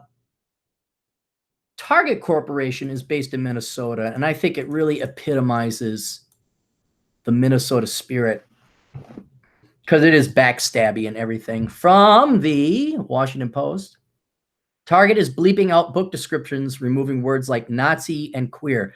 Because why the fuck? Why would we want history? Why would we want that? Okay, Nora Krug, I don't need to see your picture. Target has come under fire from publishers and authors. How about just self-respecting, self-thinking people for bleeping out some words including Nazis, transgender, queer, and bondage from the descriptions of a variety of books on its website? Target is the epitome of swipple. It is so milky toast. It is so pussy. It's so pansified. It's the smiley. You know what Target is? You guys remember the Harry Potter where there was the evil woman teacher? And I'm not a big Harry Potter fan, but I saw that one. And man, that woman was despicable. That actress was brilliant at getting you to hate her. That's what Target is like. Target is this fake, super happy, super presentable, just happy, happy, happy. But deep down inside, there are some evil motherfuckers running that company. And here they're tipping their hand. They don't want you to think. They don't want you to like adhere to the historical fact that there was a thing called Nazis, and maybe we should study them so it doesn't happen again. Transgender? What about gay or transgender people that might want to read books about themselves or try and help themselves? Queer, same thing. Bondage? What if people got some kink? God almighty, what the hell's wrong with bondage? Not my cup of tea, but yeah, you can see it a little. There's a website. There's a club in the Twin Cities called what's it called? Ground Zero. I think, is it still Friday or Thursdays? They have bondage a go-go night. They got a gal and she's dressed as the bondage and she whips people and you can strip down to your boxers and pour melted wax on you and put clamps on your nipples, male or female. Truthfully, if you come to the Twin Cities, fuck the Mall of America. There's only a couple things to do. One, Sebastian Joe's ice cream. I've said that before. Two, Lake Minnetonka. Three, if you insist on a bar, Prohibition on top of the Fauché Tower. But four, I got to start putting that bondage a go-go night outranks most of that shit. That's something actually worth going to, just to see it. God, it's been almost 15 years since I last went. They had good hardcore industrial techno-electrical music. I don't know what it is now. Among the titles whose blurbs are scrubbed by the company's automated process. Automated. Are we having the algorithms and the robots replace independent thought and people? Are Trans, a quick and quirky account of gender variability by Jack Halberstam. Double cross the true story of D-Day spy. How is that offensive? Double cross the true story of D-Day spies. What the hell is wrong with you people? Oh, that's right. You're Target. You're the evil woman in not Back to the Future. Magic wand guy and the people with scarves. And no property in man, slavery and anti-slavery at the nation's founding. Don't you think that's kind of important to talk about slavery so we don't do it again? These spineless fucks who are so spineless and they need to bury their heads in the sand, and they can't talk about bad things in the past. How are we supposed to warn us? It wasn't like everyone in Germany was like, hey, I got an idea, let's blame everything on the Jews. It happened subtly, clandestinely, unconsciously. It's like a leech. It doesn't just bite into you. It salves your skin with not an what is it called? It numbs you. It pain kills. You don't feel it, and then it bites into you. That's how this bad shit happens. I don't know about you, Target, but I'd like to avoid killing another 6 million Jews on purpose. I'd like to avoid enslaving a group of people based on race.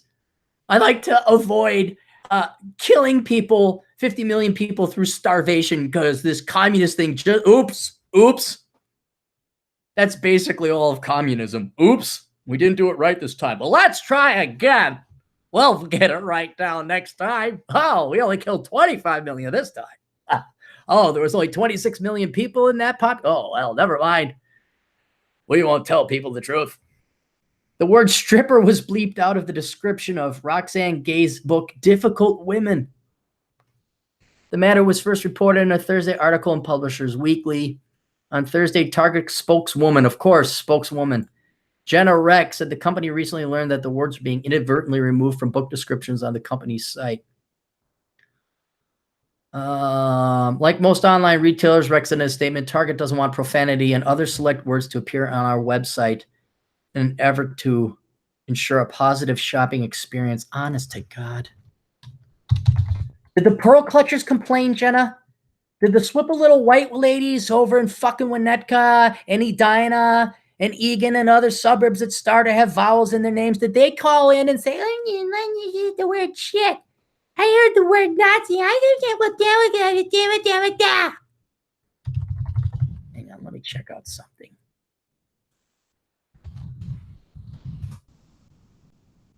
Damn it, somebody's already got it.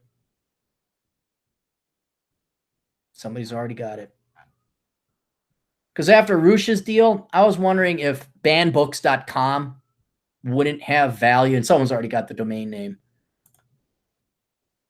But, if Amazon's going to, reject publishing, and I understand if you're a traditional publisher, you reject it because you're putting money into it.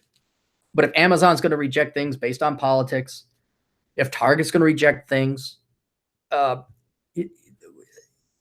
do you get good books? Really, where do you get good books? What bland, milky toast, boring bullshit, Good Morning America, all variety TV show crap books are we going to have? I've said this before. Just as I don't want Rush's books banned or books on the right banned, I don't want books on the left banned either. Because truthfully, I don't need to listen to Rush Limbaugh anymore. I know what the conservative economic free market. I know it. I'm kind of entertained and humored by the Wee Was Kangs, Black Panther type. What are the Black Hebrews? Who are these guys? You want something that's interesting, funny, comical, but interesting. Black Hebrews. What is the name of it? There's an official name. Black Hebrew Israelites. There was an official name. They claim they're descendants of one of the 12 tribes of Judaism. These are not blacks who happen to join the Judaic religion. It's a specific. I mean, that's all they're called. African Hebrew Israelites. With the exception of a small number of individuals who formally converted to Judaism, they are not recognized by Jews. Okay. Anyway, these guys they're crazy, but they're interesting. It's different. The communists, I cannot disagree with, if you said, what is the most hated thing on the planet, Aaron? What do you hate the most? I would say communism, because it is the most evil thing. It has the worst track record of anything bar the bubonic plague.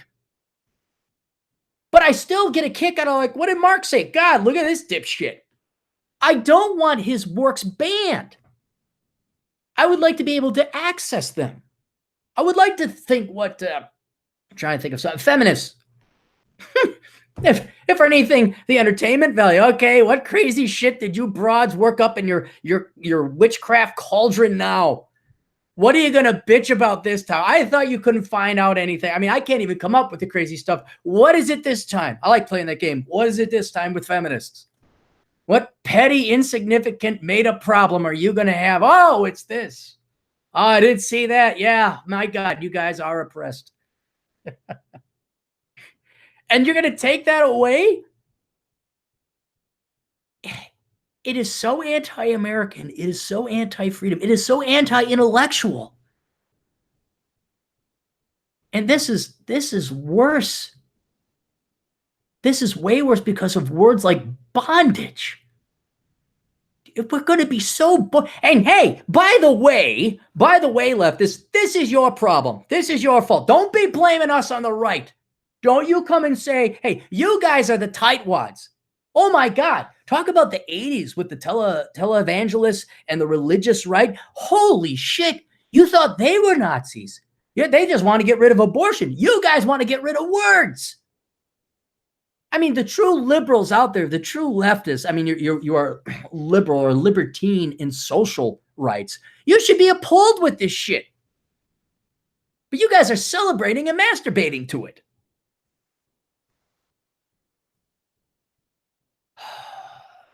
She added, was an oversight on our part and they should be included. We're working to update our site with descriptions that are provided to Target by the book publishers. Who buys books in Target? Publishers Weekly reported that Target had reinstated some of the words on Wednesday.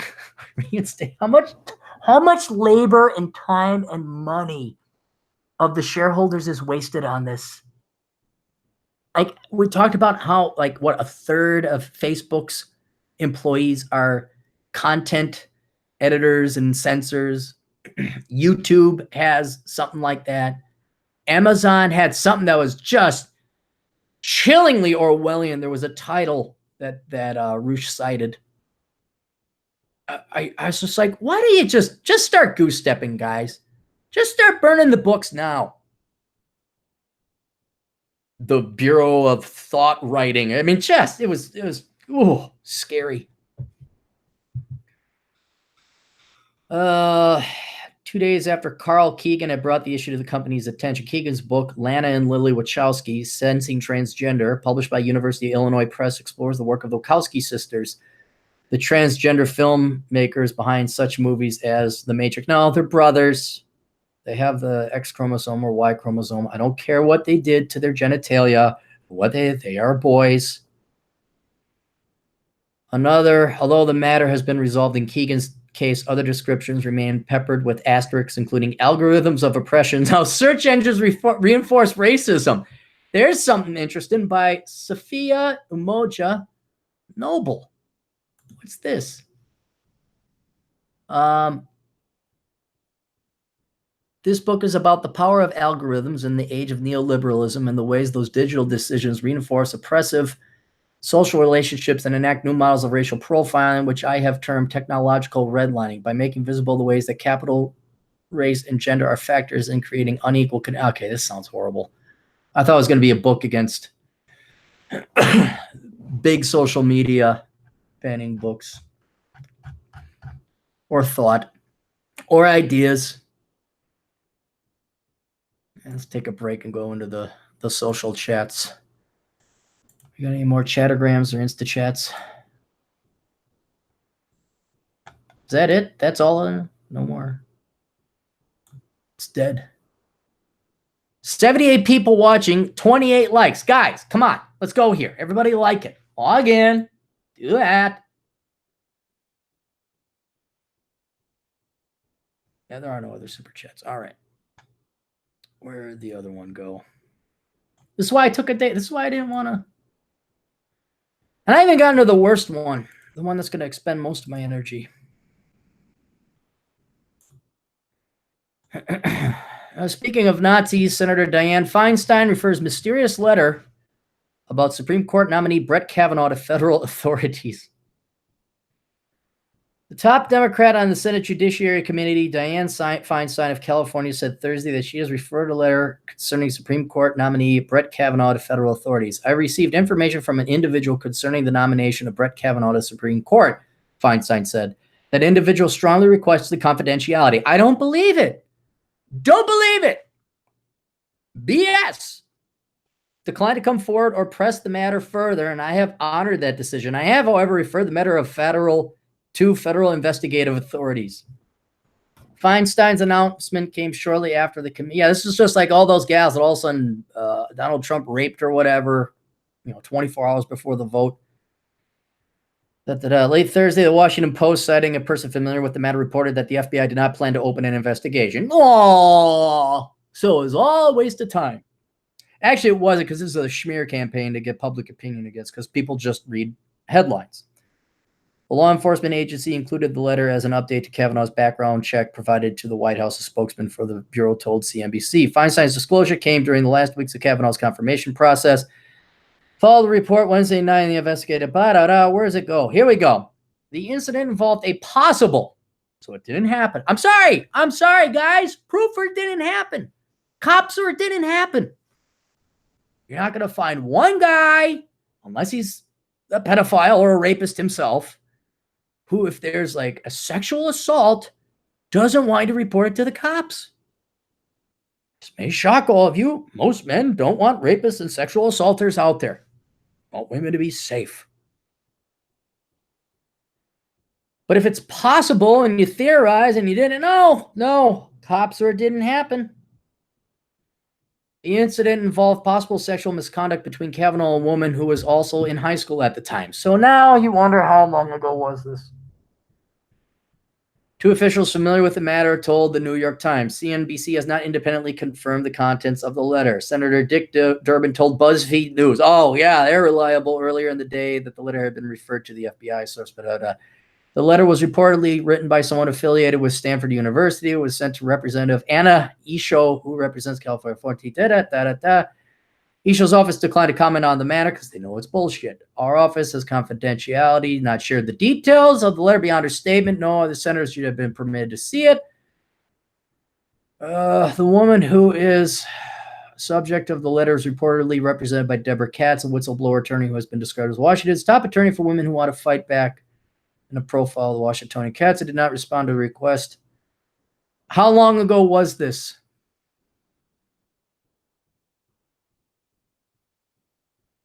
Here we go. In a statement, White House spokesperson Carrie Kupek said that this is how far down the article you got to get. The FBI has thoroughly and repeatedly vetted Judge Kavanaugh dating back to 1993 for some of the most highly sensitive roles. Not until the eve of his confirmation has Senator Feinstein or anyone raised the specter of new information about him, Kupek said. Senator Schumer promised to oppose Judge Kavanaugh's nomination with everything I have. Blah, blah, blah, blah, blah, blah. Okay, well, you guys played that game. 1993. What is it? 2018? 2018. Minus 1993. The old captain was 18 years old. 25 years ago.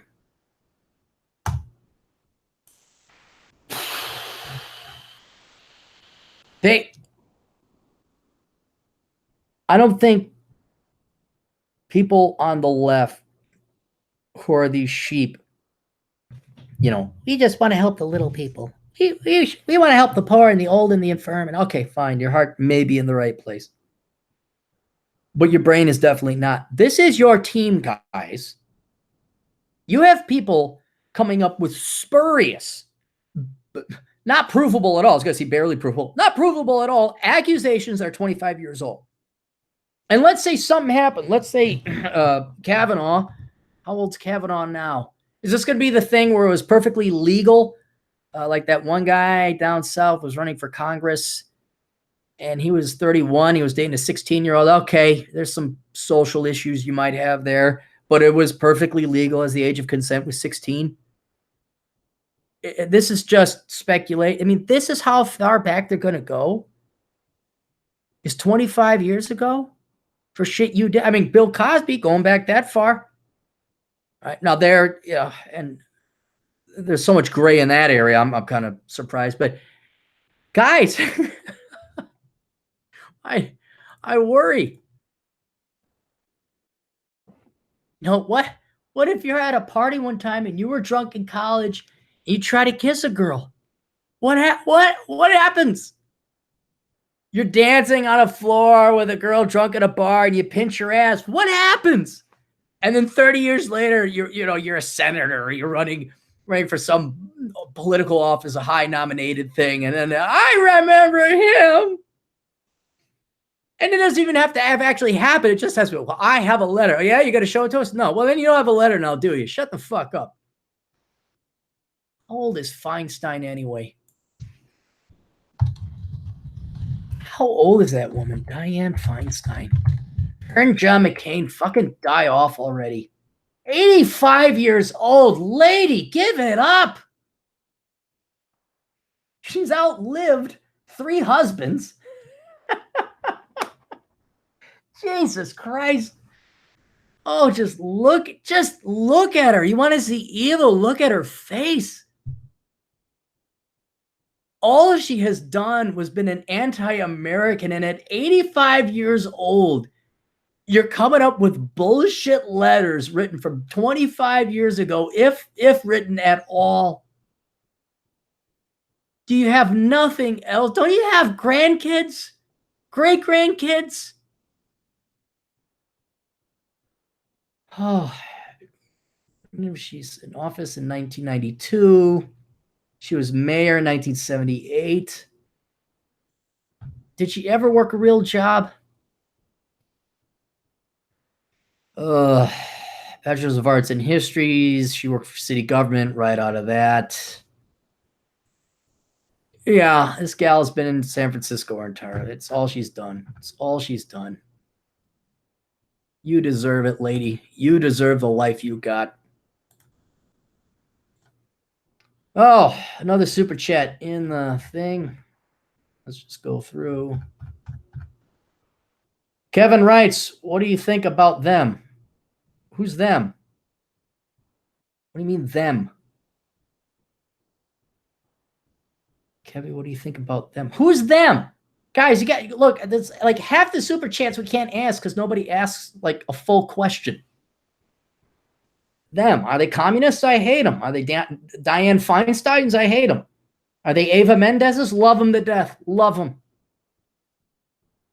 A drunk Eva Mendez with poor decision-making ability may show up in my front doorstep at any time.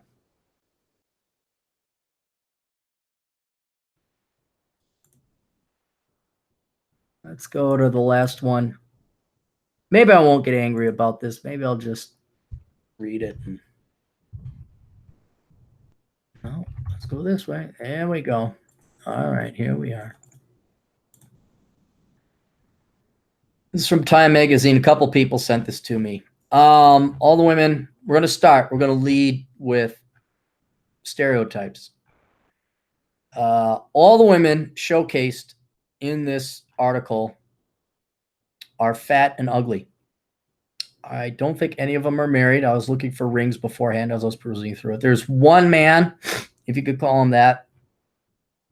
And it's about how teachers don't make enough money in America. Now, keep in mind, this is Time Magazine. Time Magazine is like Newsweek. It's only old people read it. It was one of the most betraying periodicals. People in the 50s bought it. It is full of communists. It's not journalism. It's propaganda. And you can only find it, thank God, now in dental offices who really should get rid of it. And even I knew when I was a kid I didn't trust Time. I think they were anti-Reagan. Some about Reagan. Oh, but this is one of the. It's kind of like the Wolf Pack, or not the Wolf Pack. There was a group of Nazis that held out somewhere in Austria long after the Nazis surrendered. They were going to hold out. This is like the baby boomer journalists holding out, and it has no credibility. This is propaganda. But I'm going to read through this to show you how delusional. These women are about my age. And I'm just going to pick it apart. And I'm going to use this as an example why you don't become a teacher. And only idiots do. The title, I work 3 jobs and donate blood plasma to pay the bills. This is what it's like to be a teacher in America. Well, I'm no super high IQ genius. Oh, wait, I am. Maybe you should change jobs? That dawn on, when the Guardian wrote that article about the adjunct faculty in San Jose having to sleep in their car and some of them resorting to prostitution. Again, maybe I'm just crazy, but maybe you should look for a different line of work. Oil rigs are hiring again, ladies. You will make a lot more money. Oh, that requires actual work. And you like your cushy little jobs. Here's what I get a kick. Here's another thing. We haven't gotten an article. They're making so little money. They have to donate blood and plasma. Why are you chicks all fat? I remember the day. This is how old I am. I remember the day when if you were poor, you were thin. That was still a thing. Starting in the 90s, late 90s, all of a sudden the poor people were fat. You women, especially this gal here, the middle one, is, I'd say, morbidly obese. The other one pushing morbidly obese. The other gal, she could stand to lose some weight. But ain't none of you missing meals.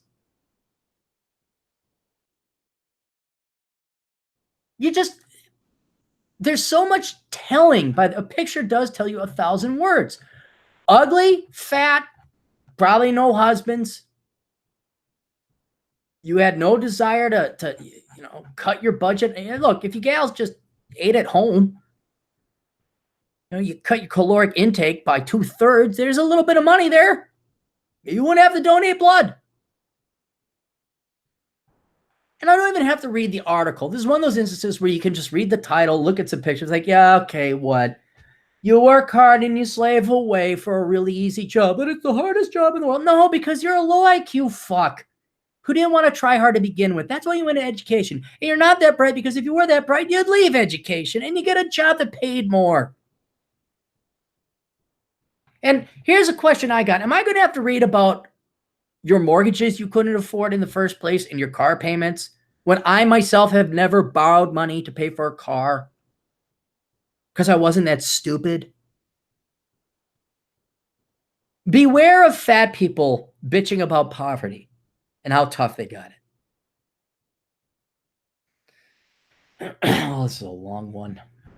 That was a lot of pictures. And they're all serious looking. Who wrote this? What hypocrite wrote this? Katie Riley. Let's see what worthless background she has. What is that? They never put their background in. They never put it in. Katie Riley. High five for social justice and changing the world. What's it like living in this industry where nobody worked a real job? Oh, I already went to time. Katie Riley. Muckrack. Education, politics, Huffington Post, Reuters, Daily Mail, Business and Entertainment Weekly, Yahoo, Globe and Mail. All right, so what do they call them? Tabloids. She has 1/4 the followers I do on Twitter. Here we go, her website. Here's where she tells us about how much she avoided work.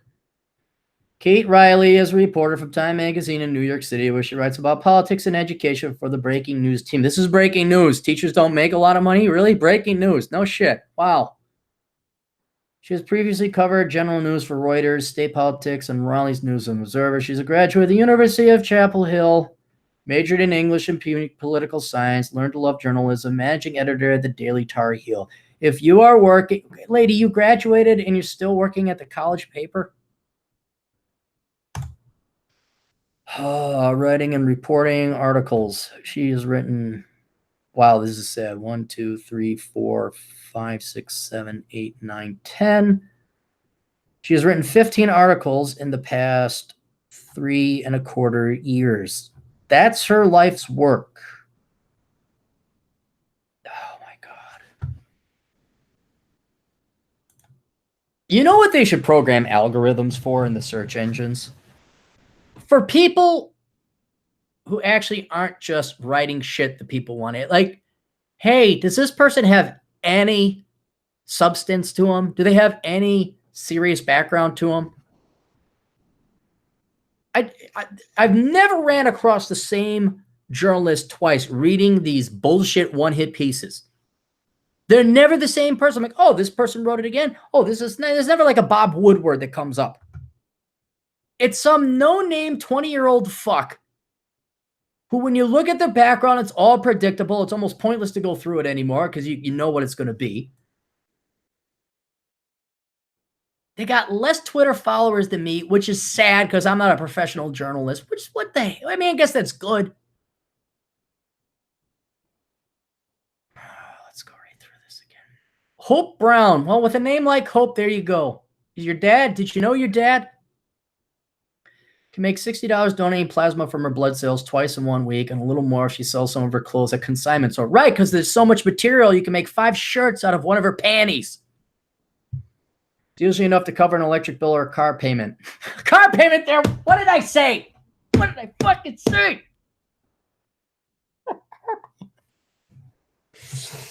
Oh, my sides are hurting. I'm so good. This financial juggling is now part of her daily life. Everything, something she never expected almost 2 decades ago when she earned a master's degree in secondary education, became a high school history teacher. 1, why did you get a master's degree when a bachelor's would suffice? 2, what did you pay for it? I wonder if she still has student loans. That would just be the coup d'etat. Brown often works from 5 a.m. to 4 p.m. at her school in Versailles, Kentucky, then goes on to a second job manning the metal detectors and wrangling rowdy guests at Lexington's Rupp Arena to supplement her $55,000 annual salary? What? How are you not able to live on $55,000? With her husband, she also runs a historical tour company for extra money. How are you not? What? $55,000 is a handsome salary. You're not rich, but you're not Starr. Oh, that's where all the food's going. If you include her food budget, she only nets $12,000. I truly love teaching, says the 52-year-old. Fuck what you love. There's the first tip right there. Everybody loves it. I love teaching. Well, then expect the market to be flooded. I'm surprised you make $55,000 a year. Says the 52-year-old, but we are not paid for the work that we do. Now, wait a minute. So she makes more than 55. The supplements are 55. She's in the 60s, 70s, thousands, I'd imagine. This proves its budget. The woman just spends way more money. This, heaven help she's not teaching math. Teacher, what's 10,000 minus 5,000? I don't know. That has become the rallying cry of many American public school teachers who have staged walkouts and marches on 6 state capitals this year. Too bad. Teaching is not a real job. It's very easy. I've done it. Don't tell me. The only reason that you think it's hard is because none of you teachers worked a real job in the past. Go work on the oil rigs. Go shovel shit. Go work in landscaping. Go roof. Go do a real job. Don't tell me sitting there and you're so bad at time management and budgeting, apparently, that you can't figure out how to grade papers. From Arizona to Oklahoma and red states, blue, red, and purple, teachers have risen up to demand increases in salaries, benefits, and funding for public education. Their outrage has struck a chord, revising a national debate over the role and value of teachers in the future of public education. You teachers should be replaced by YouTube and self-certification and self-study. There is no reason to have public schools anymore. None.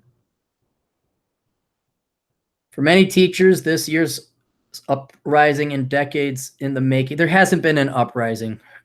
You haven't cited it. I didn't notice a bunch of people going on strike.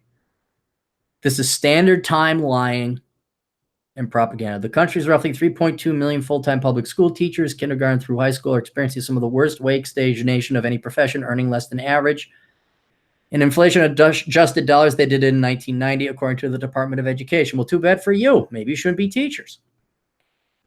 Meanwhile, the pay gap between teachers and other comparably educated professionals is now the largest on record. Oh, well, we're going to compare them to engineering majors? In 1994, public school teachers in the U.S. earned 1.8% less per week than comparable workers, according to the Economic Policy Institute, a left-leaning think tank. So I can throw that article out. By last year, they made 18.7% less. I don't believe it. If it's left-leaning, why even write article? Why do research? Why? It's particularly grim in states such as Oklahoma, where teachers' inflation-adjusted salaries decreased by about $8,000 in the last decade to an average of $45,000 in 2016, according to the Department of Education data. In Arizona, teachers' average inflation annual adjustments are down $5,000. Don't care. Don't care. See, it's never the parents with children's mouths they got to feed. They got to pay the extra taxes. We're never concerned about that. And I'm sorry, you girls are gluttons. You're fat. Don't tell me this. The hypocrisy that these gals are on the front covers. Time came out with multiple covers. They say, hey, we're not making. Here's, if you've watched it already, watch some of the spaghetti westerns. I forgot the director. Oh, who directed Good, the Bad, and the Ugly? And Duck, You Sucker.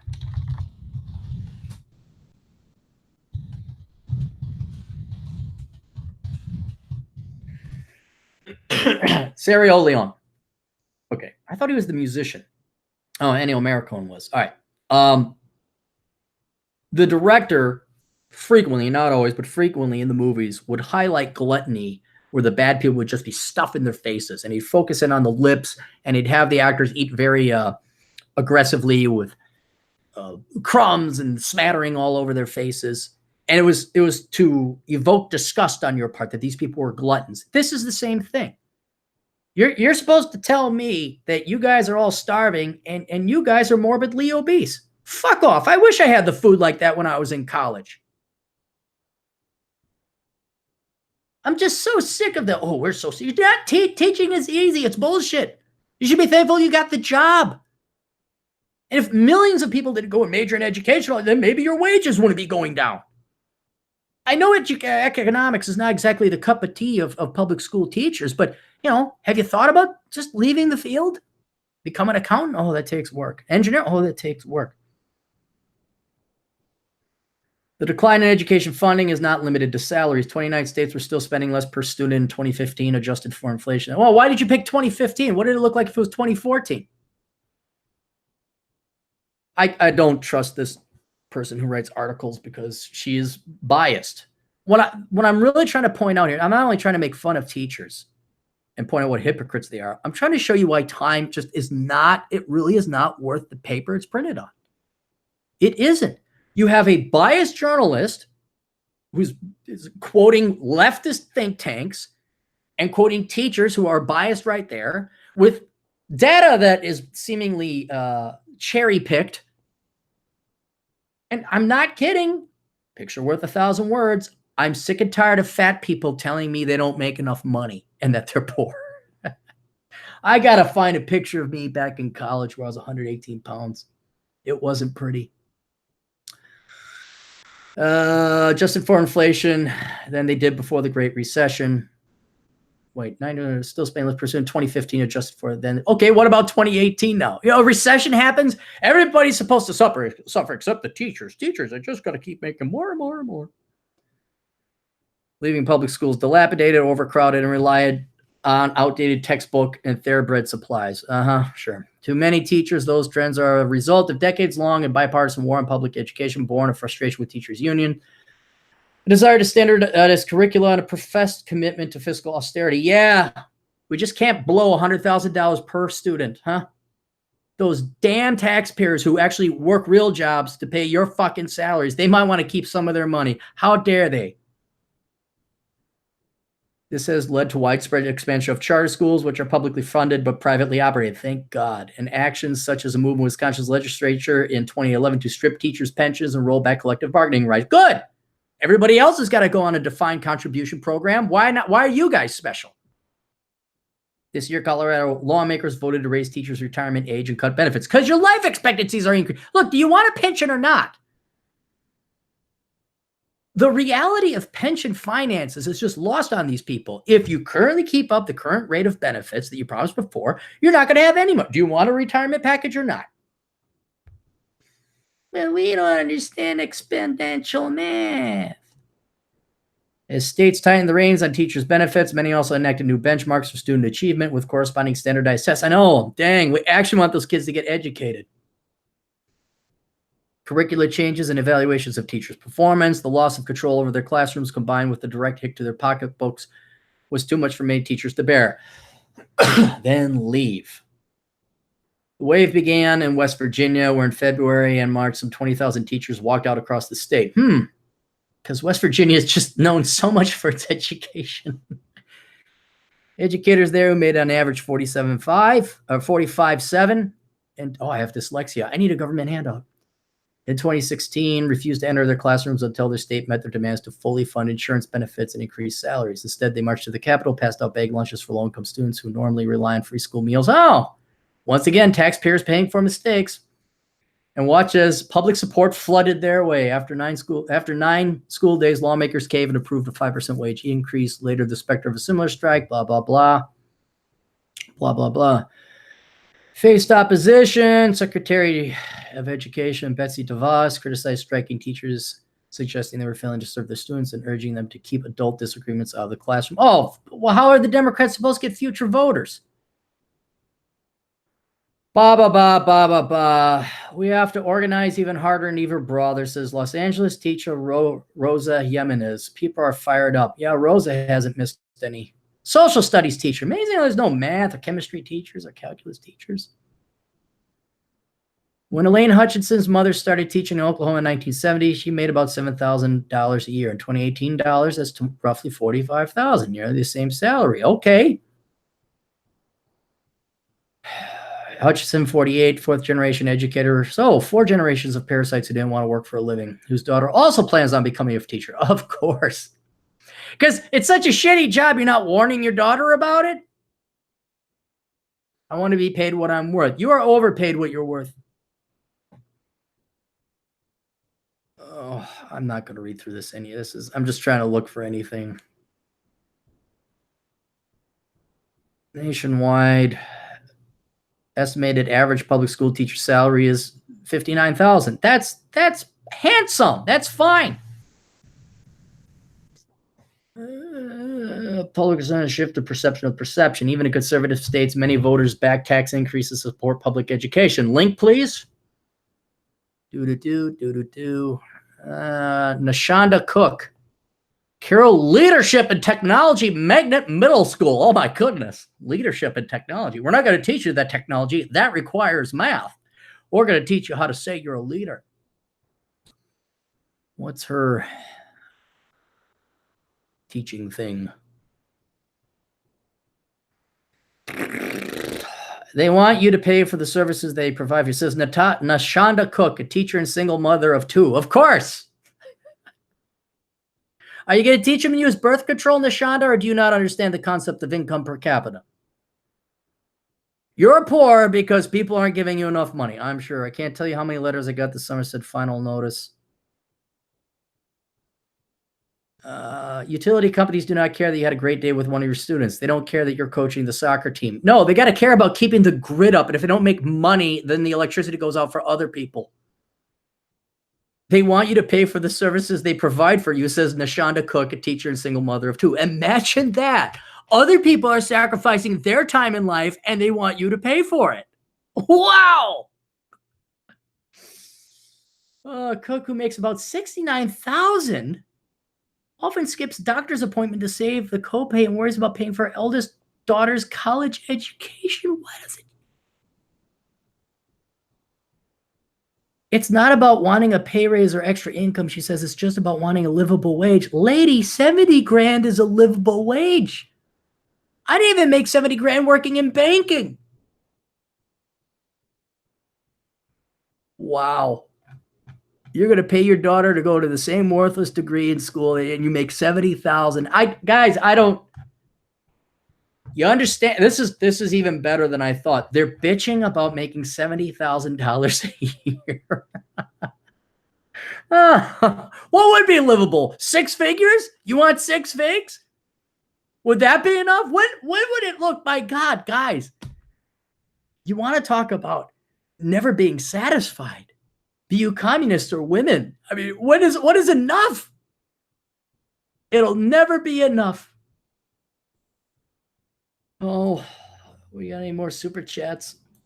I can't even. Oh, the parentheses mean the Jews. What do I think about them? Well, technically, I'm still quarter Jewish. My grandma on my mother's side, I have Jewish friends. I enjoy Jews. What's it called? Tutored for a Jewish family. I worked security for a bar mitzvah. That was weird. I'm like, why do you need security? I have nothing against the Jews. I can't help it that they're smarter than the average bear, that they happen to be in banking in Hollywood. I know I hate Hollywood. I hate leftists, Jewish or not. I have nothing against Dennis Prager. There's a good example of Jews who are good. I don't know why they vote left all the time. I don't like the Jews that started communism. Kind of a bad thing. I am pro-Jew. I like Israel.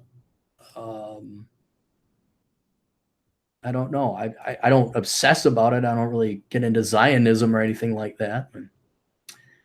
Kevin has a $2 super chat. I work for Amazon. I should buy stock half off. Should. Hound Dog, $5 super chat. Should I join up with IBEW after grad? What is that? Is that the electrical workers? Electrical workers. You want to be unemployed for a good percentage of the year, then join. Okay, other people already. I don't know much about the union. I do know if you're on the East Coast, like if you're in New York or Philadelphia or Boston, you almost can't get a job unless you belong to the union. It doesn't hurt to join the union. I mean, if you get their classes and all that, I mean, it really depends on what they're offering. What I would recommend is getting a degree regardless, or some kind of certification that you could carry on outside of the union. And then if you want to work electrical work, go to where the work is. That's one thing I never understood about the trades. There's always a baseline level of demand for trades somewhere, but you got to go to where the economy is booming if you really want to make the money. I have a buddy whose son went out to Denver because of the housing boom there, the oil boom we all knew about. People, you got to go. And then I had about a half a dozen of guys like, I live in New York. It was New York, and I might want to do this, but I got to live at home. And I'm like, okay, yeah, okay, fine if they're going to pay for your apprenticeship. But man, get the fuck out of New York. Why are you in? What is New York's gross municipal product? Oh, you know what? Might be booming inadvertently because of the stock market boom. Wall Street throws off the figure. You know, let's do Philadelphia. Philadelphia gross municipal product.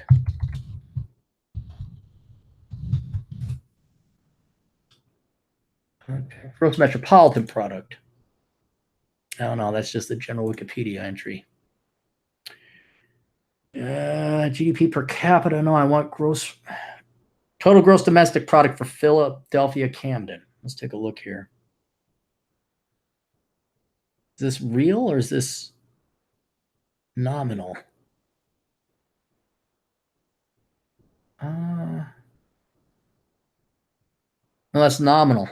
All right. What has it been? There's the slowdown. It's limping along. I was limping along. I was limping along a new light bay on a moonlight bay. 400,417 divided by 4. 4%? 17, yeah.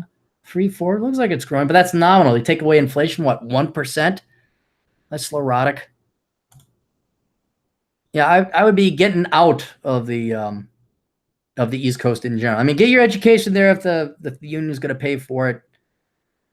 But yeah, the unions. There's Chicago, the corruption. I don't know. No, I'd go to night school. Celine Frodema says hi. Hello, Celine. Is that a guy or a girl? I can't tell. Keep on talking. If you know they will keep you working and not sitting around waiting, then do it. Just don't think that joining union makes you a god.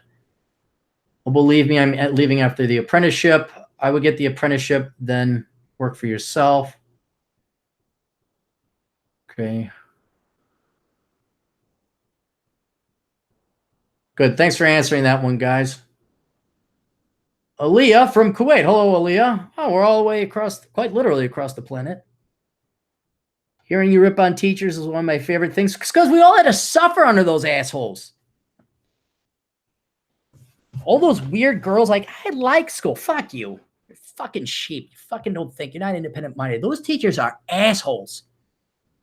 No real person likes school.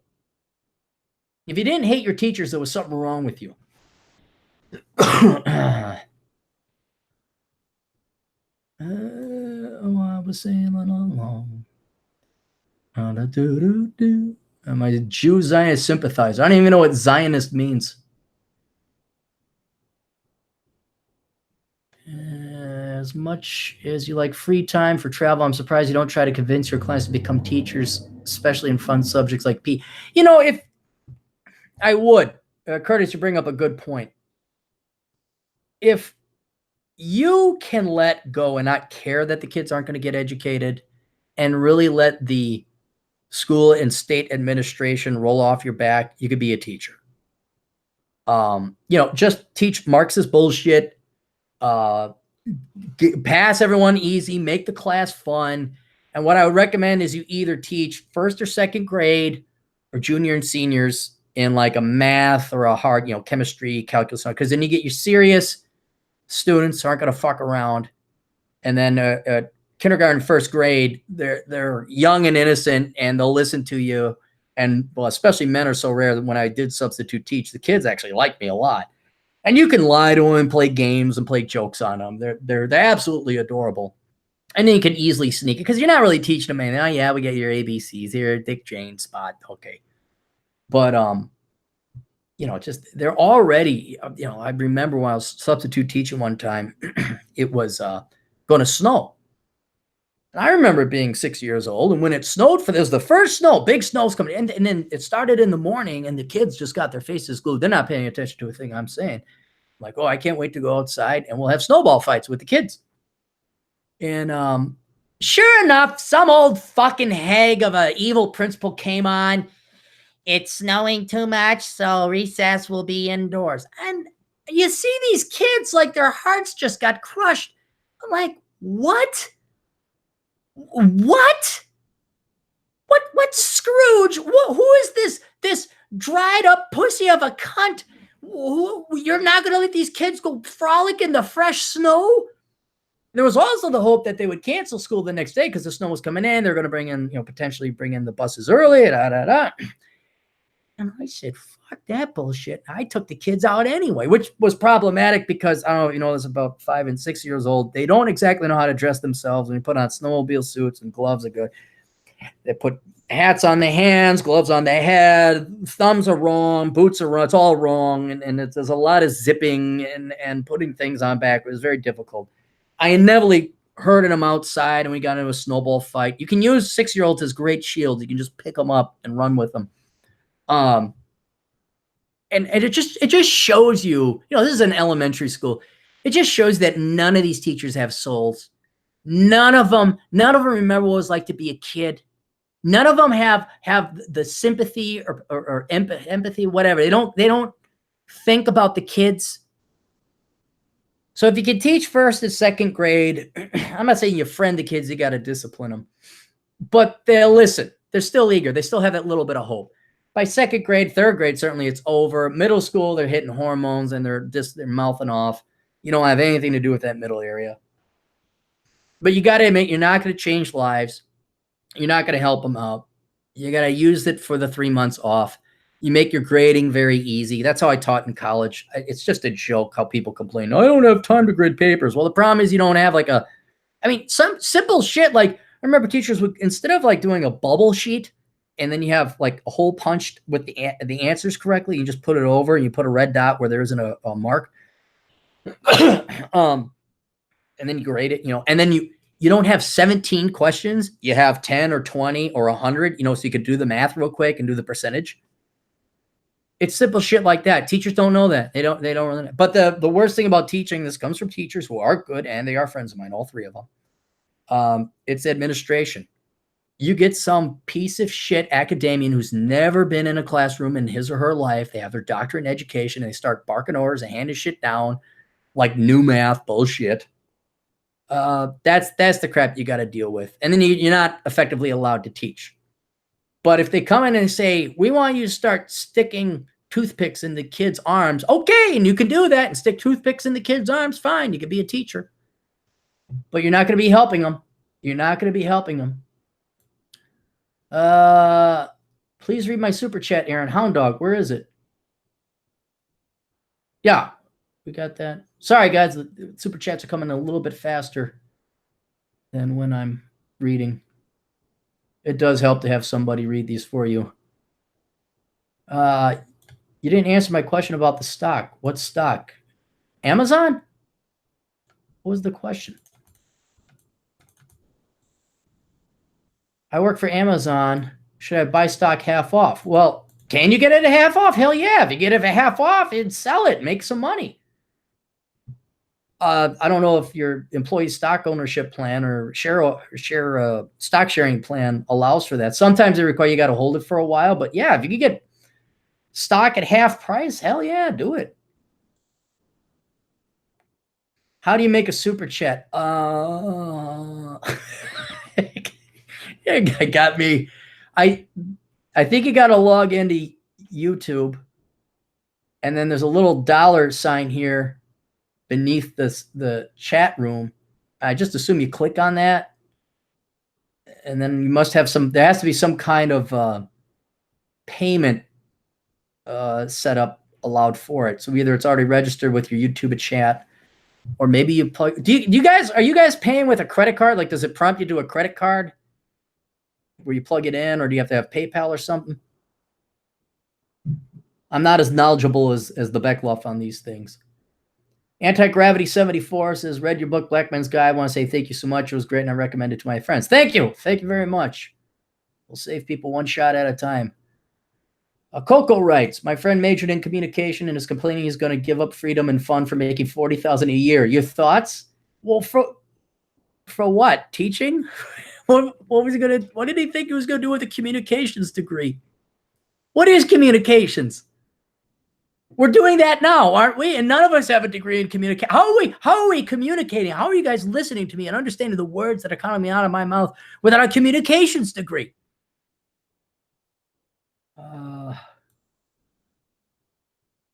What am I? Oh, he's at the 100% conservative.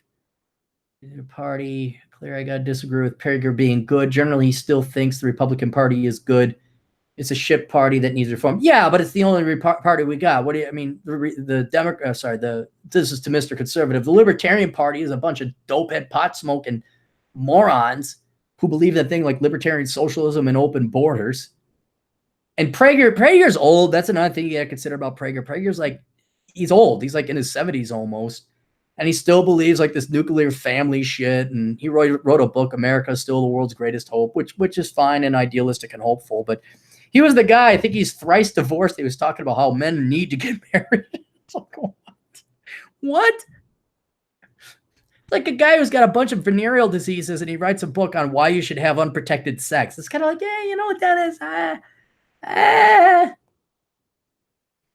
Corey writes, my cousin is a high school science teacher and I'm a high school dropout and make $7,000 a year more than he does with no skill or trade. Bravo, Corey. Bravo. You epitomize why everyone shouldn't even be bothering going to college. Just go work and everyone should go on strike from college for a semester. I'm out of boring. I've got a Google Scholar. Cappy speaks. Clarey, did you endure leftists in college? Not really. The 90s, at least, thankfully, it was nowhere near as bad as it is in college now. They were starting to hint at like diversity and environmentalism. But if you were in the School of Business, it was business. If you were in the School of Engineering, it was engineering. We were not forced to take classes on diversity and bullshit. What is it? Professor Nolte, who presumably was Nick Nolte's dad, taught at the University of Minnesota. He's got to be dead by now because he was old back then. And he would throw in the occasional leftist thing. And I'd go up to him and I'd say, did you major in political science? He's like, no, I didn't. I'm like, I said, gotcha. And he didn't like that. He got pissed. But he was a theater teacher. But no, it really was. I mean, yeah. And then there'd be, flyers up, and then, the women's studies department, sure. But I don't even think there was like protests much going on at the U of M. And then maybe, the U of M is not Madison. Madison, that's where all the protesting and stuff was happening. But yeah, in the 90s, you could still go to college. It wasn't horribly expensive. It was expensive, certainly horribly expensive for an 18-year-old making, $6 an hour. But that's one thing, is the politics were relatively removed. I guess you aren't doing a live stream with Sticks and Hammer 6. Yeah, he never got back to me. That's the problem. I mean, all of us would probably like to do, and you mentioned economic invincibility and Molyneux. I'm sure we all would like to, but we only have so much time during the day. And it just, if you want to have a social life and do fun stuff, it rarely happens. It just, I wish I had 36 hours a day. I'd rather trust you, Sticks, economic invincibility. He's a good guy too. Molyneux, etc., than the mainstream media and the old farts who are disconnected from reality. They're evil as far as I'm concerned. They are evil. They are evil. Anti-Gravity 74 writes, Aaron, I'm trying to get my master's and PhD in economics. No. My major was economics. What do you think about that? I got a job offer in a foreign country's central bank contingent. I have a master's. I mean, yeah, if you got the job offer, go ahead. I mean, you're there. Plus, with a master's, you can teach. So that's like your plan B, or what you can do at night. It's another stream of income. I won't give up on getting Sticks to live stream with you. I can't wait for him to see what he thinks of the Cleary test. We'll send it to him. I kind of listen to Sticks a little bit, because if I was going to be on the show, you don't want to just, who the fuck are you? And so I listened to him. He just does current topics, which I understand. But I try and stay out of politics because it's boring and repetitive. All right, let's go through the rest of the sponsors here. If you guys did not know, and you do like the blog, remember I have the best of my blog in 2 books. They're called Captain Capitalism Top Shelf and Captain Capitalism Reserved. You can find that on Amazon.com. I got to come up with a third one to back up all my work in case the Googles decides my speech is too truthful. So I don't promote those as much, or as well as the what was it? Captain's Quarterly, which is in color. That's why it's pricey. Print off with pinups in it of a model who's kind enough to send in some lingerie pics and some classy 1950s housewife type of pics. Very, very sexy, but appropriately so, not pornographic. You can find that at Amazon.com. That's called Captain's Quarterly. I was going to do a quarterly magazine, essentially, where I would back it up every quarter because I had enough material every quarter to do that, but it ended up I can't find enough models.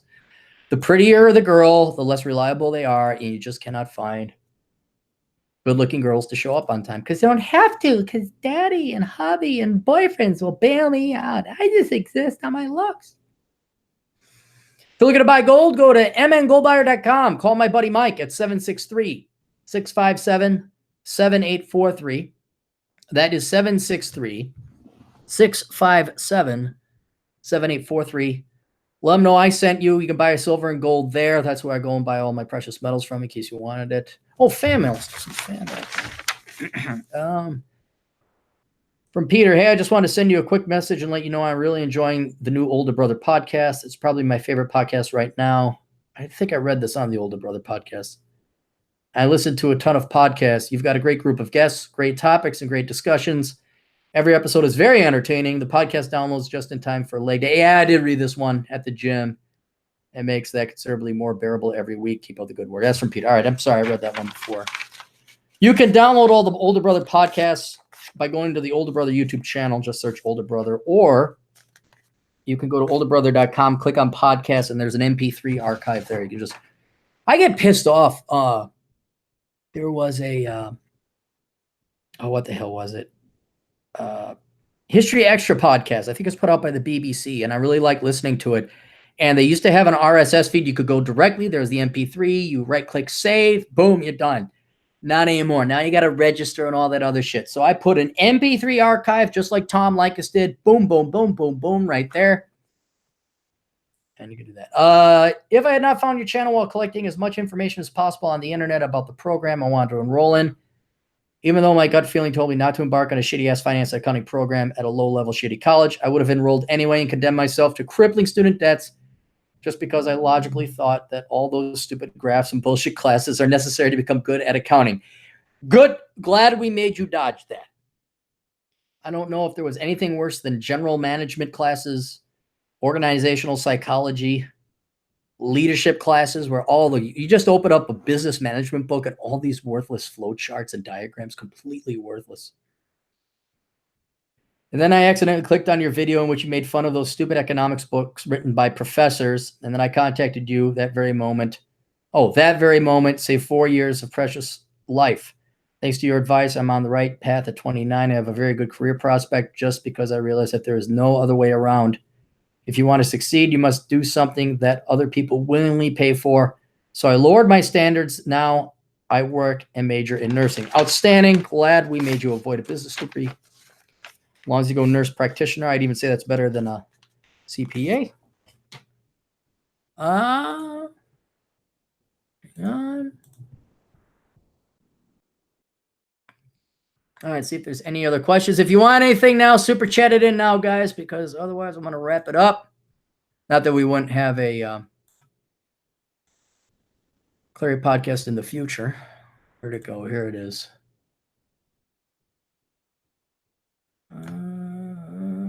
D-D-D, bada-bum. Did I get them all? Oh, Kevin. Oh, I already answered that question. Holy shit, Hound Dog, $10. Thank you. My father is really big with the union electricians at ORNL. Says they're ready for me and glad I'm thinking about doing the trade. Good.